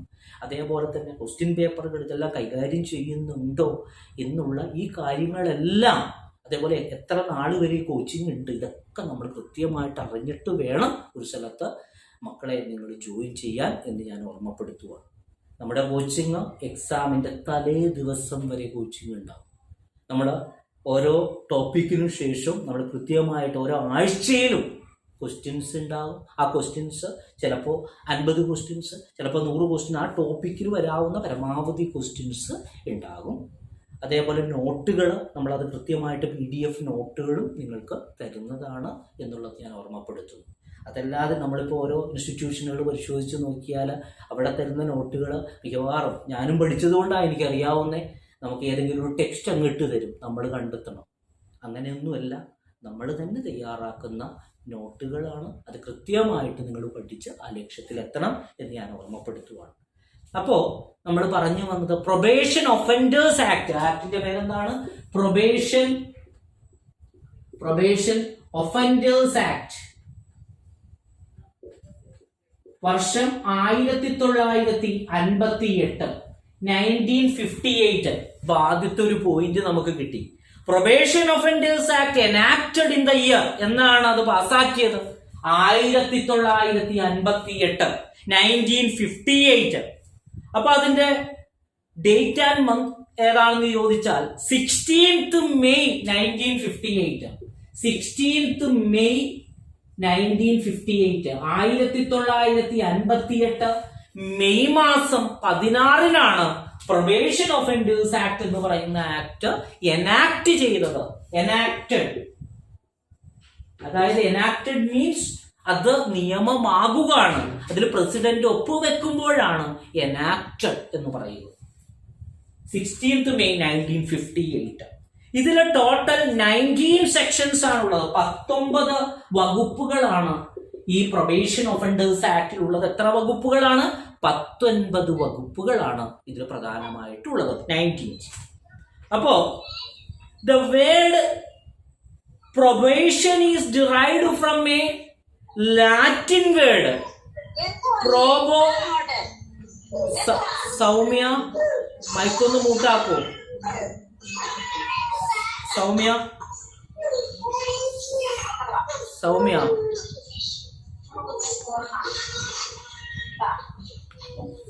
സൗമ്യ ഒന്ന് മൈക്കൊന്ന് മൂട്ടാക്കണേ. അപ്പോ word probation is derived from A Latin word. അപ്പൊ ഏതാണ് ലാറ്റിൻ പദങ്ങളിൽ നിന്നാണ് ഈ പ്രൊബേഷൻ എന്ന് പറയുന്ന വാക്ക് ഉത്ഭവിച്ചത്. അപ്പൊ ഏതൊക്കെ ലാറ്റിൻ പദങ്ങളാണ്? പ്രോബോ ആൻഡ് പ്രൊബേഷ്യോ. ഏതൊക്കെയാണ് ആ ലാറ്റിൻ പദങ്ങൾ? പ്രോബോ ആൻഡ് പ്രൊബേഷ്യോ. പ്രോബോ ആൻഡ് പ്രൊബേഷ്യോ എന്ന് പറയുന്ന രണ്ട് ലാറ്റിൻ പദങ്ങളിൽ നിന്നാണ് എന്തിന്റെ ജനനം? പ്രൊബേഷൻ ഒഫൻഡേഴ്സ് ആക്ട് എന്ന് പറയുന്ന ആക്ട് വന്നത്. ഈ ലാറ്റിൻ പദങ്ങൾ അപ്പൊ ഓർത്തു വെക്കുക, ലാറ്റിൻ പദങ്ങളിൽ നിന്നാണ്. എന്താണ് ഈ പ്രോബോ എന്ന് പറഞ്ഞാൽ അർത്ഥം? I prove my worth. Probo means I prove my worth എന്നുള്ളതാണ് പ്രോബോയുടെ അർത്ഥം. ഇനി പ്രൊബേഷ്യോയുടെ അർത്ഥം എന്താണ്? That is test of approval എന്നുള്ളതാണ്. Test of approval, test of approval. അപ്പൊ ഇങ്ങനെയുള്ള ഈ രണ്ടു പദങ്ങളിൽ നിന്നാണ്. അപ്പൊ എന്തൊക്കെയാണ്? പ്രോബോ ആൻഡ് പ്രൊബേഷ്യോ എന്ന് പറയുന്ന രണ്ട് ലാറ്റിൻ പദങ്ങളിൽ നിന്നാണ് പ്രൊബേഷൻ എന്ന് പറയുന്ന പദം ഉത്ഭവിച്ചത്. ലാറ്റിൻ ആണ്, മറന്നു പോകരുത്. ക്വസ്റ്റ്യൻ പേപ്പറിൽ ഗ്രീക്ക്, ലാറ്റിൻ ഇതൊക്കെ ഉണ്ടാവും. ലാറ്റിൻ ഉള്ളത് തിരഞ്ഞെടുത്ത് എഴുതുക. അപ്പൊ ഐ പ്രൂവ് മൈ വർത്ത് എന്ന് പറയുന്ന ലാറ്റിൻ പദം, അതേപോലെ ടെസ്റ്റ് ഓഫ് അപ്രൂവൽ എന്നാണ് പ്രൊബേഷ്യോയുടെ അർത്ഥം. അങ്ങനെയുള്ള രണ്ട് പദങ്ങളിൽ നിന്നാണ് ഈ പ്രൊബേഷൻ എന്ന് പറയുന്ന പദം വന്നത്. And to examine whether a person can live in the society without breaking the law. അതായത് ഈ സമൂഹത്തില് ഒരു വ്യക്തി ലോ ബ്രേക്ക് ചെയ്യുന്നുണ്ടോ എന്നുള്ളത് എക്സാമിൻ ചെയ്യുന്നു എന്നുള്ളതാണ് അതുകൊണ്ട് അർത്ഥമാക്കുന്നത്. അപ്പോ അതിന്റെ യഥാർത്ഥ ഡെഫിനിഷൻ പറയുവാണെങ്കിൽ probation is a non institutional treatment method designed to facilitate the social readjustment of offenders. ഒഫൻഡേഴ്സിന്റെ സോഷ്യൽ റീഅഡ്ജസ്റ്റ്മെന്റിന് വേണ്ടി വന്നതാണ് സോഷ്യൽ റീഅഡ്ജസ്റ്റ്മെന്റ്. സാമൂഹ്യ പുനഃക്രമീകരണം. പണ്ടുള്ള ചിന്താഗതി എന്ന് വെച്ചാൽ ഒരു കുറ്റവാളിയെ സമൂഹത്തിൽ നിന്ന് അങ്ങ് അകറ്റി നിർത്തുക, അവനെ ജയിലിലടക്കുക എന്നുള്ള ഒരു മനോഭാവമായിരുന്നു പണ്ട് നിലനിന്നിരുന്നത്. പക്ഷേ ഇന്ന് നിലനിൽക്കുന്ന മനോഭാവം എന്ന് വെച്ചാൽ അവരെ, ഏതൊരു വ്യക്തിയായാലും അവനെ പുനഃക്രമീകരിച്ചുകൊണ്ട് സോഷ്യൽ റീഅഡ്ജസ്റ്റ്മെന്റ് നടത്തിക്കൊണ്ട് അവനെ നന്നാക്കിയെടുക്കുക എന്നുള്ളൊരു മനോഭാവമാണ്. അങ്ങനെയുള്ള മാറ്റിച്ചിന്തകളിൽ നിന്നാണ് ഈ പ്രൊബേഷൻ ഒഫൻഡേഴ്സ് ആക്ട് വരുന്നത്. കുറ്റവാളിയെ എന്ത് ചെയ്യുക? അവന് സാമൂഹികമായ പുനഃക്രമീകരണം നടത്തുക. അതുകൊണ്ടാണ് അതിന്റെ ഡെഫിനിഷൻ എന്താണ്? കുറിച്ചെടുക്കുക. എന്താണ് ഡെഫിനിഷൻ പറയുന്നത്? Probation means it is a non institutional treatment method. അതൊരു ട്രീറ്റ്മെന്റ് മെത്തേഡ് ആണ് കേട്ടോ. Treatment method. ആരെയാ ട്രീറ്റ് ചെയ്യുന്നേ? ഒഫൻഡേഴ്സിനെ ട്രീറ്റ് ചെയ്യുവാണ്. എന്ത് ട്രീറ്റ്മെന്റാ കൊടുക്കുന്നേ? സോഷ്യൽ റീഅഡ്ജസ്റ്റ്മെന്റ്. അവർക്ക് സാമൂഹ്യപരമായ ഒരു പുനഃക്രമീകരണം ലക്ഷ്യമാക്കിക്കൊണ്ടിട്ടുള്ള ഒരു ട്രീറ്റ്മെന്റ് മെത്തേഡാണ് എന്ത് നമ്മളുടെ ഈ പ്രൊബേഷൻ എന്ന് പറയുന്നത് എന്നുള്ളത് ഓർത്ത് വെക്കുക. അപ്പോ ഈ പ്രൊബേഷൻ ഓഫീസർ നമ്മൾ നാളെ ചെയ്യേണ്ടതാണ്. നിങ്ങൾ ഓരോരുത്തരും എന്താ ചെയ്യേണ്ടത്?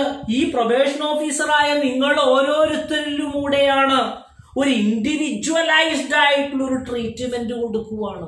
അപ്പൊ പ്രൊബേഷൻ ഓഫീസറായ നിങ്ങൾ ഇൻഡിവിജ്വലൈസ്ഡ് ട്രീറ്റ്മെന്റ് കൊടുക്കുന്നു. ഒരു വ്യക്തിത്വപരമായിട്ടുള്ള വ്യക്തിയിൽ ഊന്നിക്കൊണ്ട് അവന്റെ പ്രശ്നങ്ങൾ മനസ്സിലാക്കിക്കൊണ്ടൊരു ട്രീറ്റ്മെന്റ് അവന് കൊടുക്കുന്നു. അപ്പൊ നിങ്ങളുടെ ഡ്യൂട്ടി എന്താണെന്ന് നിങ്ങൾക്ക് മനസ്സിലായി. നാളെ നിങ്ങൾ ചെയ്യേണ്ടതാണ് ഇത്. അപ്പോ ഇൻഡിവിജ്വലൈസ്ഡ് ട്രീറ്റ്മെന്റ് സംവിധാനത്തിലൂടെ ഒഫൻഡറെ സോഷ്യൽ റീഅഡ്ജസ്റ്റ്മെന്റ് പുനഃസ്ഥാപിക്കുക, അതിലേക്ക് ഒരു പുനഃക്രമീകരണം നടത്തുക എന്നുള്ളതാണ് പ്രൊബേഷൻ എന്ന് പറയുന്നത് കൊണ്ട് അർത്ഥമാക്കുന്നത്. അപ്പൊ ഈ പ്രൊബേഷൻ ഓഫീസറെ കുറിച്ച് ഈ ആക്ടിൽ എവിടെയാ പറയുന്നേ? അത് നമുക്ക് ആദ്യം നോക്കാം. സെക്ഷനുകളെല്ലാം പ്രാധാന്യമുള്ളതാണ്. പലപ്പോഴും കേരള PSC എക്സാമുകളിൽ സെക്ഷൻസ് കടന്നു വരുന്നുണ്ട്. Section 2 clause B, section 2 clause B എന്ന് പറയുന്നത് സ്മോൾ ബി, ആ സെക്ഷനിൽ പറയുന്നു probation officer means an officer appointed to be a probation officer or recognized as such under section 13. ഒന്നും മനസ്സിലായില്ല, പൊട്ടൻ ബിസ്ക്കറ്റ് കണ്ട പോലെ ഇരിക്കുവാണ്. എന്താണ് സെക്ഷൻ 2B പറഞ്ഞത്? പ്രൊബേഷൻ ഓഫീസർ മീൻസ് എന്താ? പ്രൊബേഷൻ ഓഫീസർ എന്ന് പറഞ്ഞാൽ an officer, ഒരു ഓഫീസറാണ് കേട്ടോ. എങ്ങനെയുള്ള ഓഫീസറാണ്? Appointed to the a probation officer, probation ഓഫീസറായിട്ട് അപ്പോയിന്റ് ചെയ്യുന്ന ഒരു ഓഫീസറാണ്. ഓർ റെക്കഗ്നൈസ്ഡ്, അല്ലെങ്കിൽ പ്രൊബേഷൻ ഓഫീസറായിട്ട് റെക്കഗ്നൈസ് ചെയ്യുന്ന, അംഗീകരിക്കപ്പെടുന്ന ഒരു ഓഫീസറാണ്. As such under section 13. Section 13 പ്രകാരം, പ്രൊബേഷൻ ഒഫൻഡേഴ്സ് ആക്ടിലെ സെക്ഷൻ 13 പ്രകാരം പ്രൊബേഷൻ ഓഫീസറായിട്ട് റെക്കഗ്നൈസ് ചെയ്യുന്ന ഓഫീസറെയാണ് പ്രൊബേഷൻ ഓഫീസർ എന്ന് പറയുന്നത്. അപ്പൊ നമ്മളോട് ചോദിക്കുവാണ്, ഏത് സെക്ഷനിലാണ് പ്രൊബേഷൻ ഓഫീസറെ കുറിച്ച് പറയുന്നത് എന്ന് ചോദിച്ചാൽ, ക്വസ്റ്റ്യൻ പേപ്പർ ഒരു കോമ്പറ്റേറ്റീവ് എക്സാമിനെ സംബന്ധിച്ചിടത്തോളം നമ്മൾ ബുദ്ധിപരമായ നമ്മുടെ തീരുമാനങ്ങൾക്കാണ് പ്രാധാന്യം. ഓപ്ഷനിൽ സെക്ഷൻ 2 ക്ലോസ് ബി ഉണ്ട്, option A. Option B section 13. Option C both A and B. And option D none of them. ഇങ്ങനെയാണ് ഓപ്ഷൻ എന്ന് വിചാരിക്കുക. നമ്മൾ എന്ത് തിരഞ്ഞെടുക്കും? ഞാൻ പറഞ്ഞു സെക്ഷൻ 2 ക്ലോസ് ബിയിൽ പറയുന്നു probation officer means, probation officer എന്ന് പറഞ്ഞാൽ ആരാണ്? Is an officer appointed to be a probation officer or recognized as such under section 13. Section 13 പ്രകാരം പ്രൊബേഷൻ ഓഫീസറായിട്ട് അംഗീകരിച്ച ഉദ്യോഗസ്ഥനാണ് പ്രൊബേഷൻ ഓഫീസർ എന്ന് പറയുന്നു സെക്ഷൻ 2 ക്ലോസ് ബി. അപ്പോ 2 ക്ലോസ് ബിയിൽ അങ്ങനെ പറയുന്നു. സെക്ഷൻ 13 ഇത് അംഗീകരിച്ചു എന്ന് പറയുന്നു. അപ്പോൾ ഏത് സെക്ഷനാണ് നമ്മൾ തിരഞ്ഞെടുക്കുക? നമ്മളപ്പോൾ ഒറ്റയടിക്ക് സെക്ഷൻ 13 തിരഞ്ഞെടുത്താൽ നമ്മുടെ ആൻസർ തെറ്റാണ്. നമ്മൾ എല്ലാം എഴുതി എന്ന് അഹങ്കരിച്ചുകൊണ്ട് വീട്ടിൽ വരുമ്പോൾ, ആൻസർ കീ വരുമ്പോൾ ബോത്ത് എ ആൻഡ് ബി ആയിരിക്കും ആൻസർ അവർ കൊടുത്തിരിക്കുന്നത്. കോമ്പറ്റേറ്റീവ് എക്സാമിൽ ഏറ്റവും ആപ്റ്റ് ആയിട്ടുള്ളത് നമ്മൾ തിരഞ്ഞെടുക്കണം. അപ്പൊ ഇവിടെ 2 ക്ലോസ് ബിയിലും പരാമർശം ഉണ്ടല്ലോ, അതും സെക്ഷൻ 13 പറഞ്ഞിരിക്കുന്നത് കൊണ്ടാണ് ബോത്ത് എ ആൻഡ് ബി തിരഞ്ഞെടുത്തത്. ഇനി 2 ക്ലോസ് ബി ഇല്ല, സെക്ഷൻ 14, സെക്ഷൻ 13, സെക്ഷൻ 15 ഇങ്ങനെയൊക്കെ ആണെങ്കിൽ നമ്മൾ ഏത് തിരഞ്ഞെടുക്കണം? Section 13 answer. അപ്പൊ പ്രൊബേഷൻ ഓഫീസറെ കുറിച്ച് പറഞ്ഞിരിക്കുന്ന 2 സെക്ഷനുകൾ നമ്മുടെ മനസ്സിലേക്ക് മറയാതിരിക്കട്ടെ. കാരണം നാളത്തെ പ്രൊബേഷൻ ഓഫീസറാണ് എന്റെ മുമ്പിൽ ഇരിക്കുന്നത്. ആ പ്രയാണത്തിന് വേണ്ടി ക്ലാസ് എടുക്കുന്ന അധ്യാപകനാണ് നിങ്ങളുടെ മുമ്പിൽ നിൽക്കുന്നത്. ആ അധ്യാപകൻ പറയുന്നു നിങ്ങൾ ആരാണ് എന്ന് പ്രൊബേഷൻ ഒഫൻഡേഴ്സ് ആക്ടിൽ വ്യക്തമായിട്ട് പറയുന്നുണ്ട് കേട്ടോ. അതിൽ പറയുന്നത് സെക്ഷൻ 13 നിങ്ങൾ ആരാണെന്ന് പറയുന്നത്. പ്രൊബേഷൻ ഓഫീസർ എന്ന് പറയുന്നത് സെക്ഷൻ 13 പറയുന്നു. അതേപോലെ സെക്ഷൻ 2 ക്ലോസ് ബിയിൽ പറയുന്നു. അപ്പൊ ഒന്ന് പഠിച്ചോ ഒന്ന് നോക്കി. സെക്ഷൻ 2 ക്ലോസ് ബിയിൽ പ്രൊബേഷൻ ഓഫീസർ എന്ന് പറഞ്ഞാൽ എന്റെ കൂടെ അങ്ങ് പറഞ്ഞു നോക്കി. പ്രൊബേഷൻ ഓഫീസർ എന്ന് പറഞ്ഞാൽ is an officer appointed to be a probation officer or recognized as such under section 13. Section 13 പ്രകാരം റെക്കഗ്നൈസ് ചെയ്തിട്ടുള്ള, അല്ലെങ്കിൽ സെക്ഷൻ 13 പ്രകാരം പ്രൊബേഷൻ ഓഫീസറായിട്ട് അപ്പോയിന്റ് ചെയ്തിട്ടുള്ള എല്ലാ ഓഫീസർമാരെയും നമുക്ക് പ്രൊബേഷൻ ഓഫീസറെ എന്ന് ഓമനപ്പേരിട്ട് വിളിക്കാം. അപ്പൊ നമ്മൾ പഠിച്ചു. അപ്പൊ 2 സെക്ഷൻ നമ്മുടെ മനസ്സിൽ മറയാതിരിക്കട്ടെ. Section 2 clause B, section 13.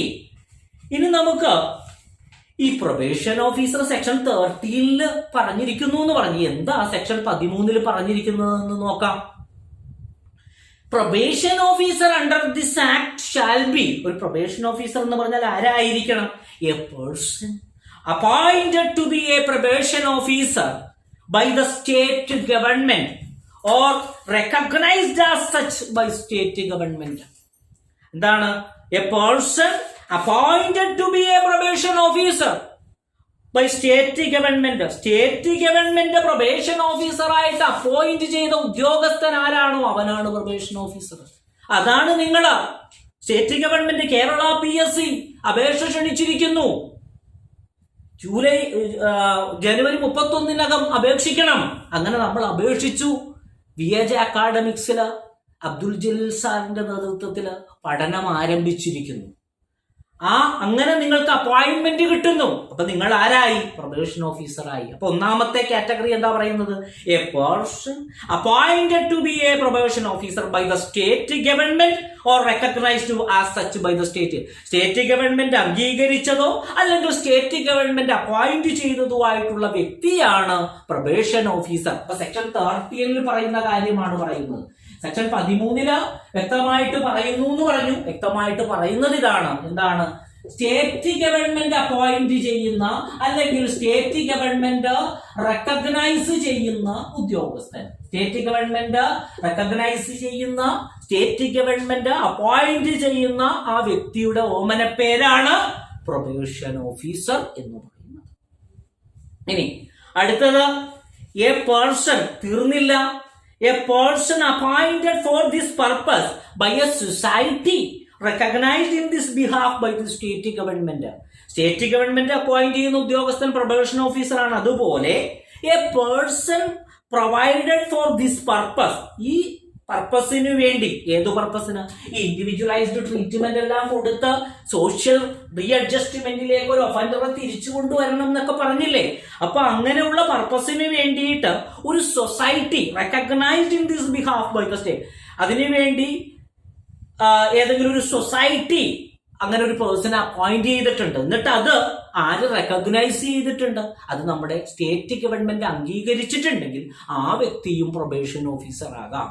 അപ്പൊ നമ്മളോട് ക്വസ്റ്റ്യൻ പേപ്പറിൽ ചോദിക്കാം, താഴെ കൊടുത്തിരിക്കുന്നവയിൽ ആരൊക്കെയാണ് പ്രൊബേഷൻ ഓഫീസർ? അപ്പൊ വടി പിഴിഞ്ഞ പോലെ ഇരിക്കരുത്. അതിനാണ് പറഞ്ഞു തരുന്നത്.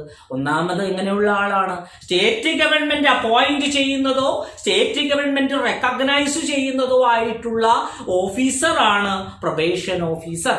ഒന്നാമത്. രണ്ടാമത് എന്താ പറഞ്ഞത്? A person appointed for this purpose by a society. ഒരു സൊസൈറ്റി ഈ പർപ്പസിന് വേണ്ടി അപ്പോയിന്റ് ചെയ്യുന്നത്, ഒരു സൊസൈറ്റി ഈ പർപ്പസിന് വേണ്ടി അപ്പോയിന്റ് ചെയ്യുന്ന ഉദ്യോഗസ്ഥൻ, അത് ആര് അംഗീകരിക്കുകയും വേണം? Recognised by the state government. നമ്മുടെ കേരള സ്റ്റേറ്റ് അല്ലെങ്കിൽ സ്റ്റേറ്റ് ഗവൺമെന്റ് അത് അംഗീകരിക്കുകയും വേണം. അപ്പൊ സ്റ്റേറ്റ് ഗവൺമെന്റ് അംഗീകരിച്ച ഏതെങ്കിലും ഒരു സൊസൈറ്റി ഈ പർപ്പസിന് വേണ്ടി അപ്പോയിന്റ് ചെയ്ത വ്യക്തിയും ആരാണ്? പ്രൊബേഷൻ ഓഫീസറാണ്. നമ്മുടെ പ്രൊബേഷൻ ഓഫീസറാണ് എന്ന് പറയാൻ പറ്റും. ഇനി മൂന്നാമതായിട്ട് പറയുന്നു, കഴിഞ്ഞില്ല.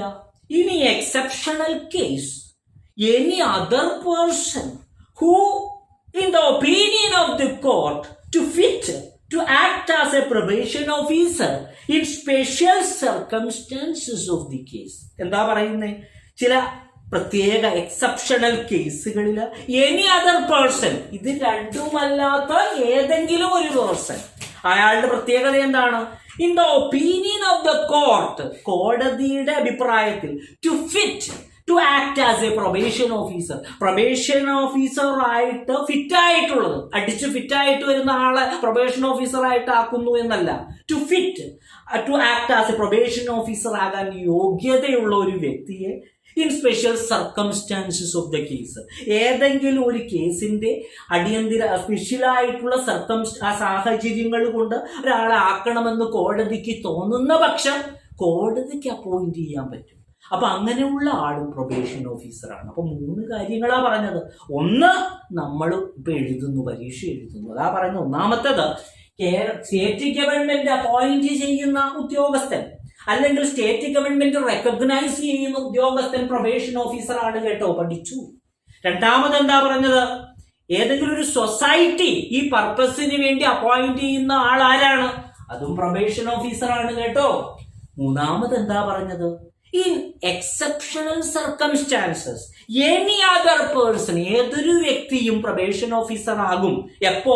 In the opinion of the court, കോടതിയുടെ അഭിപ്രായത്തിൽ ഫിറ്റാണെന്ന് തോന്നുന്ന ആളെ ആരാക്കും? പ്രൊബേഷൻ. ആ ഒരു കേസ് പരിഗണനയിൽ എടുക്കുമ്പോൾ ആ കേസിൽ യുക്തമെന്ന് തോന്നുന്ന ആളെ കോടതി ആരാക്കി മാറ്റും? Probation officer. അപ്പൊ അപ്പോയിന്റഡ് ബൈ ദി കോർട്ട്.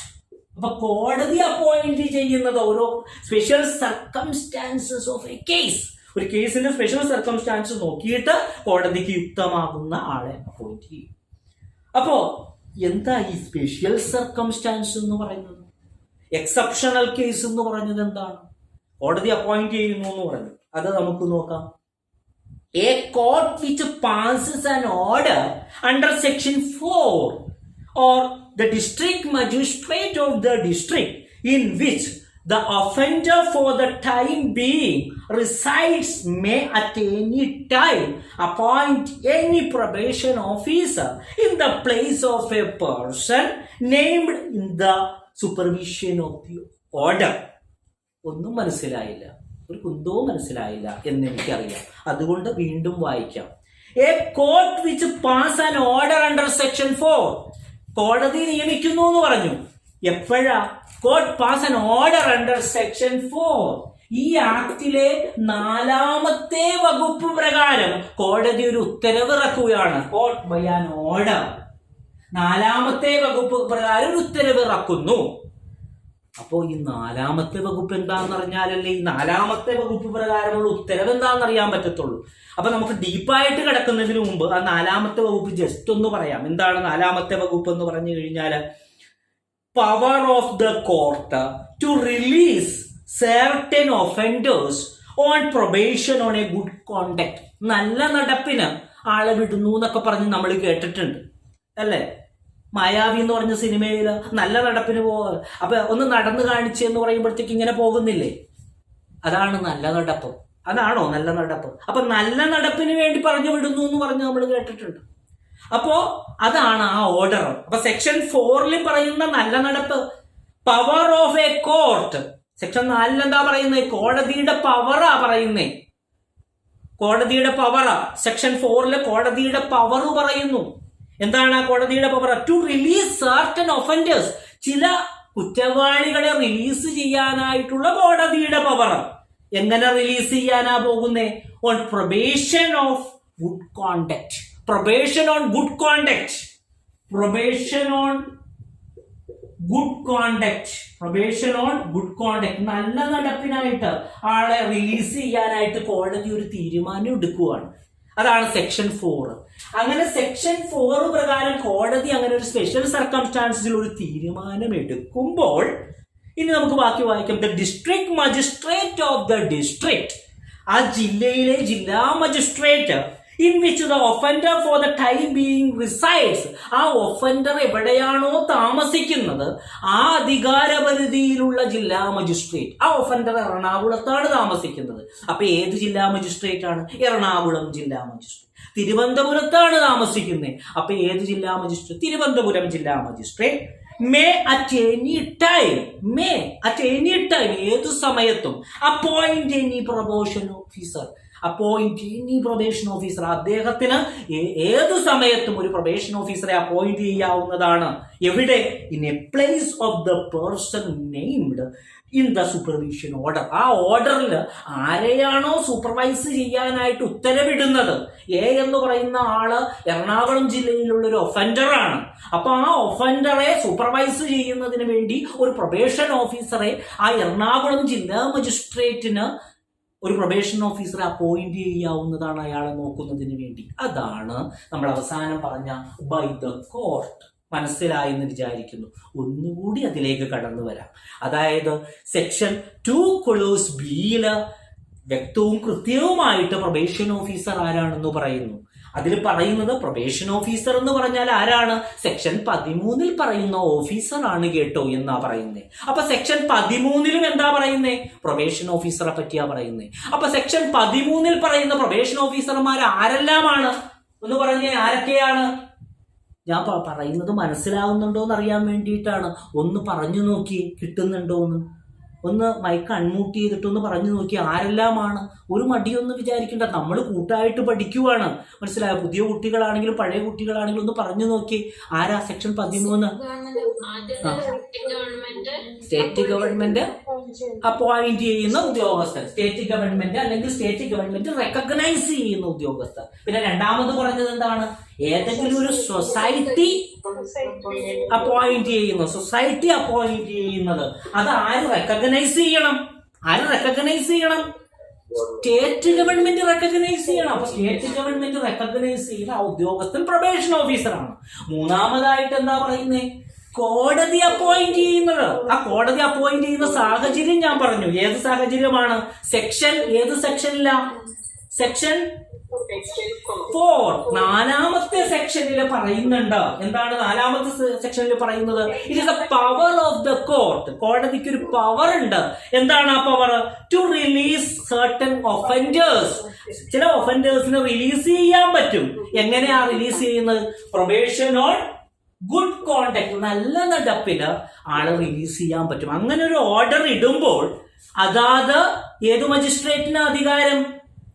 ഏത് magistrate? District magistrate. District magistrate ആ ജില്ലയിലുള്ള ആ ഒഫൻഡർക്ക് സൂപ്പർവൈസ് ചെയ്യുന്നതിന് വേണ്ടി ആരെ അപ്പോയിന്റ് ചെയ്യും? ഒരു പ്രൊബേഷൻ ഓഫീസറെ അപ്പോയിന്റ് ചെയ്യും. അപ്പൊ അതാണ് ബൈ ദ കോർട്ട്. വളരെ കൃത്യമായിട്ട് പഠിച്ചില്ലേ? നമ്മളൊരു ജ്യൂസ് കുടിക്കുന്ന പോലെ അങ്ങ് പഠിച്ചു പോവുകയാണ്. ഇങ്ങനെ നമുക്ക് പഠിക്കണം. ഇങ്ങനെ പഠിച്ചാലാണ് നമുക്ക് ആ ലക്ഷ്യത്തിലെത്താനായിട്ട് കഴിയത്തുള്ളൂ എന്നുള്ളത് നമ്മൾ ഓർത്തു വെക്കുക.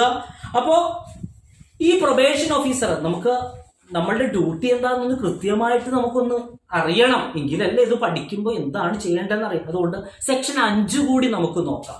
സെക്ഷൻ 5. സെക്ഷൻ 5 അപ്പൊ പ്രൊബേഷൻ ഓഫീസർ ആരാന്ന് നമ്മൾ മനസ്സിലാക്കി. ഇനി സെക്ഷൻ 5ലാണ് ഡ്യൂട്ടീസ് പറയുന്നത്. നമ്മളോട് ചോദിക്കാം, പ്രൊബേഷൻ ഓഫീസേഴ്സിന്റെ ഡ്യൂട്ടീസ് പറയുന്നത് ഏത് സെക്ഷനിലാണ്? സെക്ഷൻ 5. അപ്പൊ ഇത് ഇന്റർവ്യൂവിലും നമുക്ക് ആവശ്യമാണ്. നോട്ട് ചെയ്തുകൊണ്ട് പോകണം. കാരണം നമ്മൾ പോകുന്ന തസ്തിക അതാണ്. നമ്മൾ എക്സാം എല്ലാം എഴുതി നല്ല രീതിയിൽ എഴുതി നമ്മൾ ഷോർട്ട് ലിസ്റ്റ് വന്നു, റാങ്ക് ലിസ്റ്റിൽ ഉൾപ്പെടുന്നതിന് മുമ്പ് നമുക്ക് ഇന്റർവ്യൂ ഉണ്ട്. ഇന്റർവ്യൂവിന് ചെല്ലുമ്പോൾ നമ്മളോട് ചില ക്വസ്റ്റ്യൻസ് ചോദിക്കും. 20 മാർക്കിലാണ് ഇന്റർവ്യൂ. അപ്പൊ നമ്മളോട് ചോദിക്കുമ്പോൾ പ്രൊബേഷൻ ഓഫീസേഴ്സ് വന്നത് ഏത് ആക്ട് പ്രകാരമാണ്? അപ്പോൾ നല്ല രീതിയിൽ തത്ത പറയുന്ന പോലെയല്ല, മനുഷ്യൻ പറയുന്ന പോലെ അങ്ങ് പറയണം. എന്താണ്? Probation offenders act. ഞങ്ങളെ തോൽപ്പിക്കാൻ നോക്കണ്ട, ഞങ്ങളെ പഠിപ്പിച്ച് വിട്ടിരിക്കുന്നത് ഒരു അധ്യാപകനുണ്ട് കേട്ടോ. ഒരു അധ്യാപകനുണ്ട്. ആ അധ്യാപകൻ ഞങ്ങളെ കൃത്യമായിട്ട് നിങ്ങളുടെ ചോദ്യങ്ങളെല്ലാം കറക്റ്റായിട്ട് പറഞ്ഞു വിട്ടിട്ടുണ്ട് എന്ന് നിങ്ങൾക്ക് പറയാൻ പറ്റണം. അതാ ഞാൻ പറയുന്നത് പ്രൊബേഷൻ ഓഫ്. അപ്പൊ അതിന്റെ ഡ്യൂട്ടി എന്താണ്? അവരപ്പോൾ ഉടൻ തന്നെ അടുത്ത ആ ഇന്റർവ്യൂ ബോർഡിലുള്ള അടുത്ത ആൾ ചോദിക്കും, അപ്പൊ അതിൽ ഏത് സെക്ഷനിലാ പറയുന്നത്? അപ്പോഴും നമ്മൾ പറയുന്നു സെക്ഷൻ 5. സെക്ഷൻ 5 ഞങ്ങൾക്ക് യാതൊരുവിധ സംശയമില്ല. സെക്ഷൻ 5ലാണ് duties of the probation officer. ഞങ്ങൾ ചെയ്യാൻ പോകുന്ന തസ്തിക, ഞങ്ങൾ ജോയിൻ ചെയ്യാൻ പോകുന്ന തസ്തികയുടെ ഡ്യൂട്ടി പറയുന്നത് സെക്ഷൻ 5ആണ്. എന്താണ് സെക്ഷൻ 5 പറയുന്നത്? സെക്ഷൻ 5 അല്ല, ചെറിയൊരു ഇത് പറ്റും. സെക്ഷൻ 14 ആണ് കേട്ടോ. സെക്ഷൻ 5 അല്ല, സെക്ഷൻ 14. നേരത്തെ പറഞ്ഞത് നമ്മൾ മായ്ച്ചു കളയുക. സെക്ഷൻ 5 അല്ല, സെക്ഷൻ 14ലാണ് കേട്ടോ. 14 ഡ്യൂട്ടി കൃത്യമായിട്ട് പറയുന്നുണ്ട്. അപ്പോ these duties are subject to the restrictions and the conditions laid down by the court in specific orders. അപ്പോ സെക്ഷൻ 14 പറയുന്നു ഈ ഡ്യൂട്ടികള്, ഈ ചുമതലകള് subject to restrictions and condition laid down the court in specific orders. അപ്പൊ അതില് കോടതിയുടെ specific ആയിട്ടുള്ള ഓർഡറുകൾക്ക് അനുസരിച്ചിട്ടുള്ള സർട്ടൺ റെസ്ട്രിക്ഷൻസും കണ്ടീഷൻസുകൾക്കും വിധേയമായിട്ടാണ് ഇത് നടത്തേണ്ടത്. കാരണം കോടതി ഉത്തരവിൽ പറയും ഇന്ന ഡ്യൂട്ടികൾ ചെയ്യണം എന്ന് പറയുമ്പോൾ അതിനും അനുസരിച്ചിട്ടാണ് ഇവർ ഈ പ്രവൃത്തി ചെയ്യേണ്ടത്. അപ്പൊ അതിൽ ഒന്നാമത്തെ ഒരു ഡ്യൂട്ടിയാണ് supervise probationers placed under him and help them to find an employment. അപ്പൊ ഒന്നാമത്തെ ഡ്യൂട്ടി എന്ന് പറഞ്ഞാൽ സൂപ്പർവൈസ് ചെയ്യുക. സൂപ്പർവിഷൻ. ആരെയാണ് സൂപ്പർവൈസ് ചെയ്യേണ്ടത്? ഈ ഒഫൻഡേഴ്സിനെ സൂപ്പർവൈസ് ചെയ്യണം. ഒഫൻഡേഴ്സിനെ, അതായത് അവര് സമൂഹത്തിന്റെ ഭാഗമാക്കി നല്ലതാക്കാൻ കൊണ്ടുവന്നിരിക്കുന്ന പൊന്നുമക്കളാണ്. അവരെന്ത് ചെയ്യണം? അവരെ സൂപ്പർവൈസ് ചെയ്യണം. Supervise the probationers placed under and help them to find employment. അവരെ ഒരു എംപ്ലോയ്മെന്റിനൊക്കെ പര്യാപ്തമാക്കി അവരെടുക്കണം. അപ്പൊ അതാണ് ഒന്നാമത്തെ ഡ്യൂട്ടി. അപ്പൊ പ്രൊബേഷനേഴ്സിനെ സൂപ്പർവൈസ് ചെയ്യുക. അപ്പൊ ഈ പവറുകളെല്ലാം എന്തിനനുസരിച്ചിട്ടാണ്? കോടതി പറയുന്നതിനനുസരിച്ചിട്ട് ഏതെല്ലാം മേഖലകളാണ് എന്ന് നിർദ്ദേശം ഉണ്ടാവും ആ ഓർഡറിൽ, അതനുസരിച്ചിട്ട്. രണ്ടാമത്, inquire with the suitable circumstances and surroundings of the house of the probationer and submit report to the court. രണ്ടാമത്തത് ഇൻക്വയറി നടത്തുക എന്നുള്ളതാണ്. Inquiry means enquiry. ആരെക്കുറിച്ചാ എൻക്വയറി നടത്തേണ്ടത്? suitable circumstances and surroundings of the house of the probationer and submit report to the court. ആ പ്രൊബേഷണറുടെ വീടിനെ സംബന്ധിച്ച് ആ പരിസ്ഥിതി, അയാൾ താമസിക്കുന്ന സാഹചര്യം എങ്ങനെയാണ്, ആ വീട്ടു സാഹചര്യങ്ങൾ, ഇതിനെക്കുറിച്ചെല്ലാം പഠനം നടത്തിയിട്ട് ആ സർക്കംസ്റ്റാൻസസിനെ കുറിച്ചിട്ട് ഇന്ന ഇന്ന ആളാണ്, ഇന്ന സ്വഭാവക്കാരനാണ് എന്നൊക്കെയുള്ള ആ റിപ്പോർട്ട് അത് കോടതിയിൽ സമർപ്പിക്കുക. അപ്പൊ ഒന്നാമത്തെ ഡ്യൂട്ടി ഒഫൻഡേഴ്സിനെ സൂപ്പർവൈസ് ചെയ്യുക. രണ്ടാമത്തെ ഡ്യൂട്ടി അവരെ കുറിച്ചൊരു ഇൻക്വയറി നടത്തി ആ റിപ്പോർട്ട് ആർക്ക് സമർപ്പിക്കണം? കോടതിക്ക് സമർപ്പിക്കണം. മൂന്നാമത്തെ duty advise and assist the offenders in the payment of cost and compensation. അതായത് അഡ്വൈസ് കൊടുക്കുക, അതേപോലെ അസിസ്റ്റ് ചെയ്യുക. Advise and assist. ആരെ? ഈ ഒഫൻഡേഴ്സിനെ അഡ്വൈസ് ചെയ്യുകയും അസിസ്റ്റ് ചെയ്യുകയും ചെയ്യുക. ഏതു മേഖലയില്? In the payment of cost and compensation. അതായത് ഈ ഒഫൻഡേഴ്സിന്റെ പ്രവൃത്തി മൂലം ആർക്കെങ്കിലും കോട്ടം സംഭവിച്ചിട്ടുണ്ടെങ്കിൽ അവരാണല്ലോ വിക്ടിം. ഈ ഒഫൻഡർ കൊണ്ട് വിക്ടിമായിട്ടുള്ളവർക്ക് കോമ്പൻസേഷൻ കൊടുക്കാൻ ഈ ആക്ട് വ്യവസ്ഥ ചെയ്യുന്നുണ്ട്. പ്രൊബേഷൻ ഒഫൻഡേഴ്സ് ആക്ടില് ഇങ്ങനെയുള്ളവർക്ക് കോമ്പൻസേഷൻ, വിക്ടിമിന്, ആ ഒഫൻഡറെ കൊണ്ട് ദുരിതം അനുഭവിക്കേണ്ടി വന്നവർക്ക് എന്ത് ചെയ്യണം? ആ വിക്ടിമിന് കോമ്പൻസേഷൻ കൊടുക്കുന്നതിനെ പറ്റി പറയുന്നുണ്ട്. അപ്പൊ ആ കോമ്പൻസേഷൻ കൊടുക്കുന്നതിനെ പറ്റി പറയുമ്പോൾ അവരെ ആ കാര്യം പറഞ്ഞ് ബോധ്യപ്പെടുത്തി അവരെ അസിസ്റ്റ് ചെയ്യുകയും അഡ്വൈസ് ചെയ്യുകയും ചെയ്യേണ്ട ഡ്യൂട്ടി നിങ്ങൾക്കാണ് മനസ്സിലാക്കുക. അപ്പൊ advise and assist the offenders in payment of cost and compensation. നാലാമത്, advise and assist the offenders released under section 4. 4 പ്രകാരം റിലീസ് ചെയ്ത ആ ഒഫൻഡേഴ്സിന് അഡ്വൈസ് ചെയ്യുകയും അസിസ്റ്റ് ചെയ്യുകയും ചെയ്യുക. അപ്പൊ ഇതെല്ലാമാണ് കൃത്യമായിട്ട് സെക്ഷൻ 14 പറയുന്നത്. ഒന്നുകൂടി നമുക്ക് പറഞ്ഞു നോക്കിയാലോ.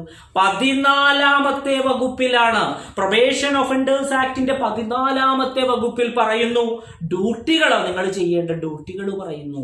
Duties of the probation officer. ഒന്നാമത്തെ ഡ്യൂട്ടി പറയുന്നു സൂപ്പർവൈസ് ചെയ്യുക പ്രൊബേഷണറെ. സൂപ്പർവൈഷൻ ആണ് ഒന്നാമത്തെ ഡ്യൂട്ടി. രണ്ടാമത് ഇൻക്വയറി നടത്തുക. ഏതാ സുറ്റബിൾ ആയിട്ടുള്ള അവരുടെ സറൗണ്ടിങ്സിനെ പറ്റി, അവരുടെ വീട്, മറ്റുള്ള ഹൗസ്, അതിനെ കുറിച്ച് റിപ്പോർട്ട് എന്നിട്ട് കോടതിക്ക് സമർപ്പിക്കുക. മൂന്നാമതായിട്ട് അവർക്ക് പേയ്മെന്റ്, വിക്ടിമിന് കോസ്റ്റും കോമ്പൻസേഷനും പറയുന്ന കേസുകളിൽ അവരെ അഡ്വൈസ് ചെയ്യുകയും ഈ പ്രൊബേഷണറെ അസിസ്റ്റ് ചെയ്യുകയും ചെയ്യുക. അതേപോലെ സെക്ഷൻ 4 പ്രകാരമുള്ള ഒരു ഓർഡർ കോടതി ഇടുമ്പോൾ ആ ഓർഡറിൽ പറഞ്ഞിരിക്കുന്നത് പോലെ ഈ ഒഫൻഡേഴ്സിനെ റിലീസ് ചെയ്യുന്ന ഒഫൻഡേഴ്സിനെ അഡ്വൈസ് ചെയ്യുകയും അസിസ്റ്റ് ചെയ്യുകയും ചെയ്യുക എന്നുള്ളതാണ് ഡ്യൂട്ടി എന്നുള്ളതാണ്. അപ്പൊ നമ്മൾ പഠിച്ചത് ഇങ്ങനെയൊക്കെയാണ്. ഇതാണ് നമ്മളുടെ ഡ്യൂട്ടി. അപ്പൊ ഇന്നു മുതൽ നമ്മൾ എടുക്കേണ്ട തീരുമാനം എന്താ?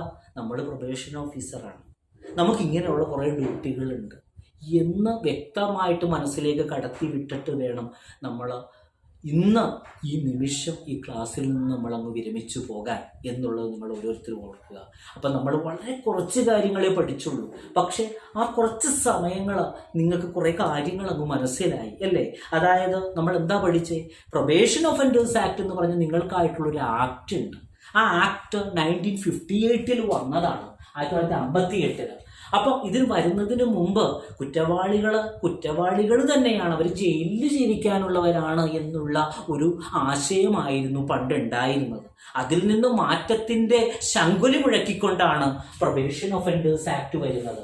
16 മെയ് 1958 ആ മാറ്റത്തിൻ്റെ ശങ്കുലി അങ്ങ് മുഴങ്ങിക്കേട്ടു. അങ്ങനെ 19 വകുപ്പുകളിലായിട്ട് ഈ ആക്ട് അങ്ങ് വരികയാണ്. ആക്ട് വന്നു കഴിഞ്ഞപ്പോൾ ആ ആക്ടില് നമ്മളെക്കുറിച്ച് പറയുന്നത് സെക്ഷൻ 2(b)യിലാണ് പറയുന്നത്. അവിടെ നമ്മളെക്കുറിച്ച് പറയുന്നത് എന്താണെന്ന് ചോദിച്ചാൽ സെക്ഷൻ 13 പറയുന്ന നമ്മുടെ സ്റ്റേറ്റ് ഗവൺമെന്റ് അപ്പോയിന്റ് ചെയ്യുന്ന ഓഫീസറാണ്. സെക്ഷൻ 13 പറയുന്നത് 3 വിഭാഗക്കാരെ പറഞ്ഞു. ഒന്ന്, നമ്മൾ കേരള PSC പരീക്ഷ എഴുതി അപ്പോയിന്റ് ചെയ്യുന്നവര്. അതേപോലെ തന്നെ അത് സൊസൈറ്റികൾ ഈ പർപ്പസിന് വേണ്ടി അപ്പോയിന്റ് ചെയ്തിട്ട് അത് നമ്മുടെ ഗവൺമെന്റ് റെക്കഗ്നൈസ് ചെയ്യണം. മൂന്നാമതായിട്ട് കോടതി അപ്പോയിന്റ് ചെയ്യുന്നു. സെക്ഷൻ 4 പ്രകാരം നല്ല നടപ്പിന് വേണ്ടി റിലീസ് ചെയ്ത ആളുകളുടെ സൂപ്പർവിഷന് വേണ്ടിയിട്ട് ജില്ലാ മജിസ്ട്രേറ്റിന് ആ ജില്ലയിൽ തന്നെയുള്ള ആളുകളെ പ്രൊബേഷൻ ഓഫീസറായിട്ട് അപ്പോയിന്റ് ചെയ്യാൻ കഴിയും കേട്ടോ. അതാണ് പറഞ്ഞത്. അപ്പൊ നമ്മൾ പിന്നെ ഡ്യൂട്ടി പഠിച്ചു. ഏതാ ഡ്യൂട്ടി പറയുന്നത്? സെക്ഷൻ 14 പറയുന്ന ഡ്യൂട്ടി. അതിൽ സൂപ്പർവൈസ് ചെയ്യുക, അതേപോലെ ഇൻക്വയറി നടത്തുക. ആരെക്കുറിച്ച്? ഈ ഒഫൻഡേഴ്സിനെ കുറിച്ച്. അവരുടെ ബാഹ്യ പശ്ചാത്തലങ്ങൾ മനസ്സിലാക്കി ആ റിപ്പോർട്ട് കോടതിക്ക് കൊടുക്കുക. അതേപോലെ അവരെ അഡ്വൈസ് ചെയ്യുകയും അസിസ്റ്റ് ചെയ്യുകയും ചെയ്യുക. ഇങ്ങനെയുള്ള കാര്യങ്ങളിൽ അധിഷ്ഠിതമാണ്. അപ്പൊ നമ്മൾ ഒത്തിരി കാര്യങ്ങൾ പഠിച്ചു അല്ലേ? അപ്പോൾ ഇതാണ് നമ്മുടെ ക്ലാസ്, ഇതാണ് എൻ്റെ ക്ലാസ്. ഈ രീതിയിലാണ് നമ്മുടെ എല്ലാ ക്ലാസ്സും മുന്നോട്ട് പോവുക. അതല്ലാതെ ഇതിപ്പോൾ നിങ്ങളെ കാണിക്കാൻ വേണ്ടി ഒരു ഷോക്ക് വേണ്ടിയിട്ട് ഇങ്ങനൊരു ക്ലാസ് ചെയ്തതല്ല കേട്ടോ. ഇങ്ങനെയാ എല്ലാ ക്ലാസ്സും മുന്നോട്ട് പോകുന്നത്. അപ്പോൾ ഇത് നിങ്ങൾ വിലയിരുത്തുക, ഇത് മനസ്സിലാക്കുക. എന്നിട്ട് ഞാൻ പറഞ്ഞ കുറേ കാര്യങ്ങളുണ്ട് തുടക്കത്തിൽ. ഒരു ദൃഢനിശ്ചയം നിങ്ങൾ എടുക്കണം. നിങ്ങൾ തന്നെ നിങ്ങളിലൊരു കോൺഫിഡൻസ് ജനിപ്പിക്കണം. എന്നെക്കുറിച്ച് മനസ്സിലാക്കണം, ക്ലാസ്സിനെ കുറിച്ച് മനസ്സിലാക്കണം. എന്നിട്ട് ക്ഷിപ്രവേഗതയിൽ ഒരു തീരുമാനമല്ല എടുക്കേണ്ടത്. മനസ്സിരുത്തി ഒന്ന് ആലോചിച്ച് നോക്കിയിട്ട് ആ സാറ് പറഞ്ഞതിൽ എന്തെങ്കിലും ഒരു കാര്യമുണ്ടോ, ആ സാറിൻ്റെ വാക്ക് വിട്ടായിട്ട് നിങ്ങൾക്ക് തോന്നുവാണെങ്കിൽ ജോയിൻ ചെയ്യുക. ജോയിൻ ചെയ്ത് നമുക്ക് പഠനം സമാരംഭിക്കാം. അപ്പോൾ അതിന് നമ്മളിനി വൈകിക്കരുത്. നമ്മളൊരു തീരുമാനം എടുക്കാൻ നേരത്ത് നമ്മൾ വൈകുമ്പോഴാണ് നമ്മൾ ആകെ പ്രതിസന്ധിയിലും പ്രയാസത്തിലും ആകുന്നത്. അപ്പം അതുകൊണ്ട് നമുക്ക് നമ്മളെടുത്ത ക്ലാസ്സുകളിൽ ഇപ്പോൾ നമ്മൾ ക്ലാസ്സുകൾ ഇപ്പോൾ നടക്കുന്നുണ്ട്. അതേപോലെ ഞാൻ പറഞ്ഞു സോഷ്യൽ വർക്കർ എക്സാമുകളിൽ നടത്തിയപ്പോൾ കുട്ടികൾ നമ്മളുടെ ക്വസ്റ്റ്യൻസ് എല്ലാം വന്നു എന്ന് പറഞ്ഞു. അപ്പോൾ ഒരു കുട്ടിയെ ഞാൻ ഇതിൻ്റെ അകത്ത് കാണുന്നുണ്ട്. ജസ്റ്റ് നിങ്ങൾക്ക് വേണ്ടിയിട്ട് ആ കുട്ടി ഇനിയിപ്പോൾ ഞാൻ പറയുമ്പോൾ എങ്ങനെയാണെന്ന് അറിയത്തില്ല, ഇനി നെറ്റ് കിട്ടാതെ എന്തെങ്കിലും പ്രശ്നം കൊണ്ട് ആ കുട്ടി സംസാരിക്കുമോ എന്ന് എനിക്കറിയത്തില്ല. എങ്കിലും നിങ്ങൾക്ക് വേണ്ടി ആ കുട്ടിയോട് മാത്രം, അപ്പോൾ ഇതിലൊരു കുട്ടിയെ ഞാൻ കാണുന്നുള്ളൂ. അപ്പോൾ ഞാനൊന്ന് വിളിച്ചു നോക്കാം. അപ്പോൾ ആ ഒരു അഭിപ്രായം കൂടി നിങ്ങളൊന്ന് അറിയേണ്ടതുണ്ട്. അത് എങ്ങനെയാവട്ടെ, വീരവാദം ആവട്ടെ, എങ്ങനെയാവട്ടെ, നിങ്ങളൊന്ന് മനസ്സിലാക്കാൻ വേണ്ടിയിട്ടാണ്. അപ്പോൾ ഞാൻ ആ കുട്ടിയെ ഒന്ന് വിളിച്ചു നോക്കാം, എങ്ങനെയാണെന്ന് നോക്കാം. റഹീല കേൾക്കുന്നുണ്ടോ കുട്ടി? കുട്ടി ഞാൻ പറഞ്ഞത് കുട്ടി ഞാൻ സോഷ്യൽ വർക്കറുടെ എക്സാമിനെ പറ്റി, കാരണം പുതിയ കുട്ടികൾ ഇതിൻ്റെ അകത്ത് കുറച്ച് പേര് വന്നു ചേർന്നിട്ടുണ്ട്. താൻ ICDSലും ഉണ്ട്. അപ്പോൾ അവർക്ക് വേണ്ടിയിട്ട് ആ ഒരു അനുഭവം ഒന്ന് ഷെയർ ചെയ്താൽ വലിയൊരു ഉപകാരമായിരുന്നു. അതുകൊണ്ടാണ് ഞാൻ വിളിച്ചത്. ബുദ്ധിമുട്ടാകില്ലെങ്കിൽ ഒന്ന് ഷെയർ ചെയ്തൊന്ന് എന്താണ് സംഭവിച്ചതെന്ന് ഒന്ന് പറഞ്ഞേക്കൂ കുട്ടി. സാറ് സിലബസ് ഓറിയന്റഡ് ആയിട്ട് തന്നെയാണ് ക്ലാസ്സുകൾ എടുത്തിരുന്നത്. കാരണം സാറ് സിലബസ് കംപ്ലീറ്റ് ചെയ്തിട്ടുണ്ട്. കാരണം സാറിന് ആ സമയത്ത് സാറ് കുറച്ച് ഫിസിക്കലി ഇച്ചിരി ഡൗൺ ആയി ഉണ്ടായിരുന്നു, വീണിട്ടൊക്കെ ഉണ്ടായിരുന്നു. എങ്കിൽ പോലും സാറ് രാവിലെയും രാത്രിയൊക്കെ ആയിട്ട് നമുക്ക് ആ സിലബസ് കവർ ചെയ്തു എന്നുള്ളതാണ്. അതോടൊപ്പം തന്നെ സാറിൻ്റെ ക്ലാസ്സും നോട്ട്സും കോച്ചിങ്ങും ഒക്കെ വളരെ മികച്ച രീതിയിൽ തന്നെയാണ് സാറ് ഞങ്ങൾക്ക് എല്ലാവർക്കും ആ ഒരു കോച്ചിങ് തന്നത്. പിന്നെ ചില പ്രയാസങ്ങൾ കാരണം എനിക്ക് എന്ത് ചെയ്യാൻ പറ്റിയില്ല, ആ ഒരു ഇതിൽ മികച്ചൊരു വിജയത്തിലേക്ക് എത്താൻ പറ്റിയിട്ടില്ല എന്നുള്ളതാണ്. സാറ് നന്നായിട്ട് തന്നെയാണ് ക്ലാസ് തന്നത്. പിന്നെ അതുപോലെ തന്നെ 80% നമുക്ക് വന്ന ക്വസ്റ്റ്യൻസ് വളരെ ഈസി ആയിരുന്നു. സാറ് പഠിപ്പിച്ച ഭാഗത്ത് തന്നെയാണ് ക്വസ്റ്റ്യൻസ് വന്നത്. അത് കൃത്യമായിട്ട് പഠിച്ചിരുന്നെങ്കിൽ ശരിക്കും ആ ഒരു എക്സാമിന് പാസ്സാവാനുള്ള ഒരു മാർക്ക് നമുക്ക് കിട്ടുമായിരുന്നു തന്നെയായിരുന്നു. എനിക്ക് ആ ഒരു പ്രതീക്ഷ തന്നെയാണ് ഞങ്ങളെല്ലാവരും വെച്ചിട്ടുണ്ടായിരുന്നത്. പക്ഷെ എന്താ പറയുക, എല്ലാവർക്കും ഒരു ദിവസം ഉണ്ടല്ലോ, ആ ഒരു ദിവസത്തിൽ എനിക്ക് പറ്റിയിട്ടില്ല എന്നുള്ളതാണ്. എന്തായാലും സാറിൻ്റെ ഈ ഒരു കോച്ചിങ്ങിൽ, സാർ എടുക്കുന്ന ഏത് കോച്ചിങ് ആണെങ്കിലും സാറ് വളരെ എന്താ പറയുക എഫേർട്ട് എടുത്തിട്ടാണ് കോച്ചിങ് എടുത്തിട്ടുള്ളത്. അപ്പം ആർക്കും ഒരു നഷ്ടം ഉണ്ടാവില്ല എന്നുള്ളതാണ് എനിക്ക് പറയാനുള്ളത്. ഞാൻ ഇത്രയും കോച്ചിങ്ങിൽ സാറിൻ്റെ ഒപ്പം ഉണ്ട്. സാറ് ഒരു ഇൻഡിവിജ്വലായിട്ട് നമുക്കൊരു സ്പെഷ്യൽ അറ്റൻഷൻ തരാറുണ്ട്. നമ്മൾ ക്ലാസ്സുകളിൽ പിന്നെ പങ്കെടുത്തിട്ടില്ലെങ്കിൽ പോലും നമ്മളെ വിളിച്ച് എന്തെങ്കിലും ബുദ്ധിമുട്ടുകളുണ്ടോ എന്നൊക്കെ അന്വേഷിക്കാറുണ്ട്. ഒരു എന്താ പറയുക, മാനുഷിക പരിഗണന നൽകിക്കൊണ്ടാണ് സാറിൻ്റെ ഓരോ ക്ലാസ്സുകളും നമുക്ക് കിട്ടുന്നത്. നമ്മുടെ ഒരു കൂടപ്പിറപ്പായിട്ട് തന്നെയാണ് സാറ് ഞങ്ങൾക്ക് എല്ലാവർക്കും. ഞാൻ പൈസേഡസിൻ്റെ കോച്ചിങ്ങിലും ഉണ്ട് സാറ് കോച്ചിങ് തന്നുകൊണ്ടിരിക്കുന്നത്. സാറിന് എന്താ പറയുക, നമുക്ക് എത്രത്തോളം ഞങ്ങൾ ശരിക്കും സാറിൻ്റെ എഫേർട്ട് മനസ്സിലാക്കിയിട്ട് എന്നെയൊക്കെ സംബന്ധിച്ച് ഞാൻ പഠിക്കുന്നതിൽ കുറച്ച് പുറകോട്ട് തന്നെയാണ്. പലപ്പോഴും പല തിരക്കുകളൊക്കെ ആണെങ്കിൽ പോലും നമുക്കതിൽ മുന്നോട്ട് പോകാൻ പറ്റുന്നില്ല എന്നുള്ളൊരു വിഷമം മാത്രമേ ഉള്ളൂ, ഒരു നിരാശ മാത്രമേ ഉള്ളൂ. എങ്കിലും സാറ് ഞങ്ങളുടെ കൂടെ ഉള്ളത് തന്നെ എനിക്ക് വലിയൊരു ആശ്വാസമാണ്. എനിക്ക് എൻ്റെ ഒരു ലൈഫിൽ ഇത്രയും നല്ലൊരു അധ്യാപകനെ ഞാൻ എന്താ പറയുക, പഠിപ്പിച്ച അധ്യാപകരൊക്കെ നല്ലതാണ്, പക്ഷെ നമുക്ക് വളരെ വ്യക്തമായിട്ടും റിപ്പീറ്റ് ചെയ്തിട്ടും ഒരു ബിലോ ആവറേജ് സ്റ്റുഡൻ്റ് ആയിരുന്നു ഞാൻ എൻ്റെ കരിയറിൽ തന്നെ. പക്ഷെ ഞാൻ അവിടുന്ന് പഠിച്ച് മുന്നോട്ട് വന്നൊരു വ്യക്തിയും കൂടിയാണ്. അപ്പോൾ സാറ് അത്രയും വളരെ എളുപ്പമാകുന്ന രീതിയിൽ നമുക്ക് വളരെ ബുദ്ധിമുട്ടുള്ള ടോപ്പിക്കുകൾ വളരെ ഈസി ആക്കി, വളരെ സാറിൻ്റെ ക്ലാസ്സിൽ ഇപ്പം തന്നെ നമുക്ക് മനസ്സിലാകും. സാർ റിപ്പീറ്റ് ചെയ്തിട്ടാണ് നമുക്ക് ആ ക്ലാസ്സിൽ ഇരുത്തി പഠിപ്പിച്ചിട്ടാണ് നമ്മൾ ഓരോ ക്ലാസ്സുകളും വിടുന്നത്. പക്ഷെ നമ്മളത് ഒരു തവണ വീണ്ടും ആവർത്തിച്ച് പഠിക്കുകയാണെങ്കിൽ നമുക്ക് വീണ്ടും കിട്ടേണ്ടതാണ്. പക്ഷെ അത് നമ്മൾ ആ സമയക്കുറവ് കൊണ്ട് ചിലപ്പോൾ നമ്മൾ വായിക്കാതിരുന്നാൽ നമുക്കത് നഷ്ടമാവുകയാണ് ചെയ്യുന്നത്.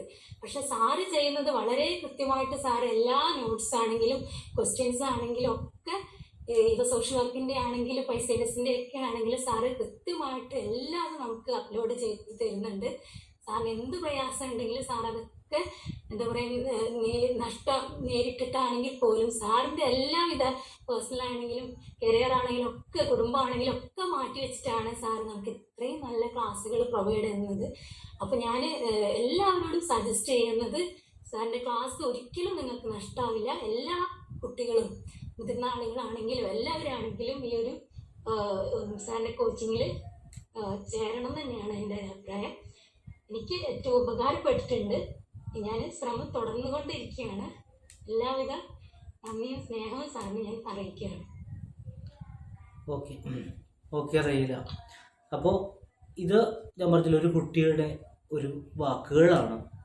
ഞാൻ കൊടുത്ത ആ വിത്തിൽ നിന്ന് വീണ്ടും ഒരു വാക്ക് പുനർജനിച്ചിരിക്കുകയാണ് എന്നേ എനിക്ക് പറയാൻ കഴിയത്തുള്ളൂ.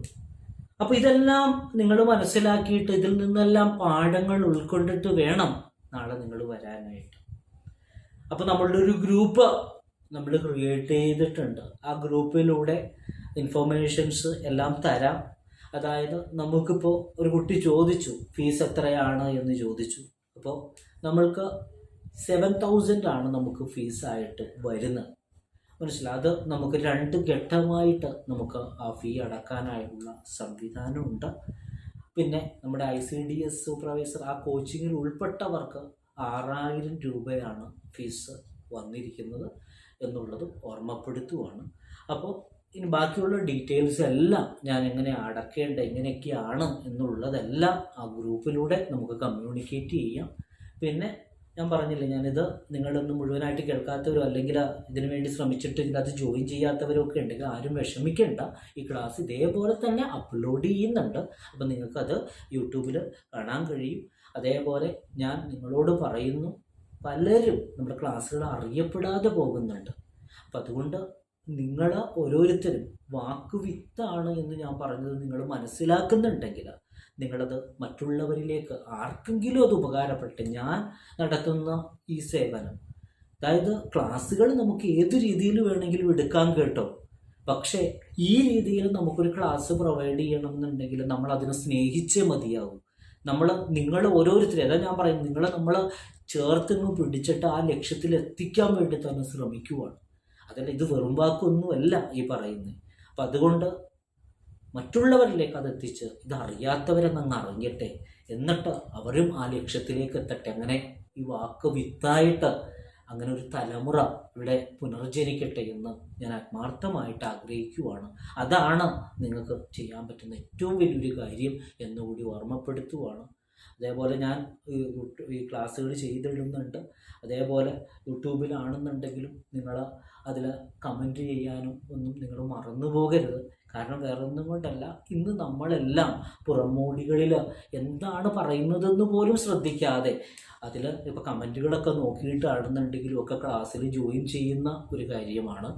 അപ്പോൾ അത് അക്കാരണം കൊണ്ട് തന്നെയാണ് ഞാൻ പറയുന്നത്, നിങ്ങളതും ഈ പറഞ്ഞ പോലെ, അതായത് കംഫർട്ടാണെങ്കിലും മാത്രം, അതായത് നിങ്ങൾക്ക് ഇതുകൊണ്ട് നേട്ടം ഉണ്ടാകുമെന്ന് തോന്നുന്നുണ്ടെങ്കിൽ മാത്രം, അതല്ലാതെ വേറൊരാളെ ചതിച്ചതുകൊണ്ട് കാര്യമില്ല കേട്ടോ, അത് ഞാൻ പറയാം. വെറുതെ നിങ്ങൾ ഒരു കമൻ്റ് ഇട്ട് സാറിനെ സൂചിപ്പിക്കാൻ വേണ്ടി അങ്ങനെയൊന്നും ആകരുത്. കാരണം നമ്മൾ മുഖാന്തരം, നമ്മുടെ ജീവിതം മുഖാന്തരം നമ്മൾ വേറൊരാളെ ചതിക്കരുത്. നിങ്ങൾക്ക് മനസ്സിലാകുന്നില്ലെങ്കിൽ അയ്യോ വേണ്ട, ഇനി വേറൊരാളെ ഇതിൻ്റെ അകത്തേക്ക് വരുത്തണ്ട എന്ന് തന്നെ ചിന്തിച്ചാൽ മതി. നിങ്ങൾക്ക് പറ്റുന്നുണ്ടെങ്കിൽ, ഇതുകൊണ്ട് ഉപകാരമുണ്ട്, ഈ സാറിലൊരു സത്യമുണ്ട്, ഈ സാറിലൊരു നന്മയുണ്ട് എന്ന് നിങ്ങൾക്ക് തോന്നുന്നുണ്ടെങ്കിൽ നിങ്ങൾ ചെയ്യാനും മടി കാണിക്കരുത് എന്നുള്ളത് ഞാൻ ഓർമ്മപ്പെടുത്തുകയാണ്. അപ്പോൾ നമുക്ക് ക്ലാസ്സുകൾ അവസാനിപ്പിക്കാം.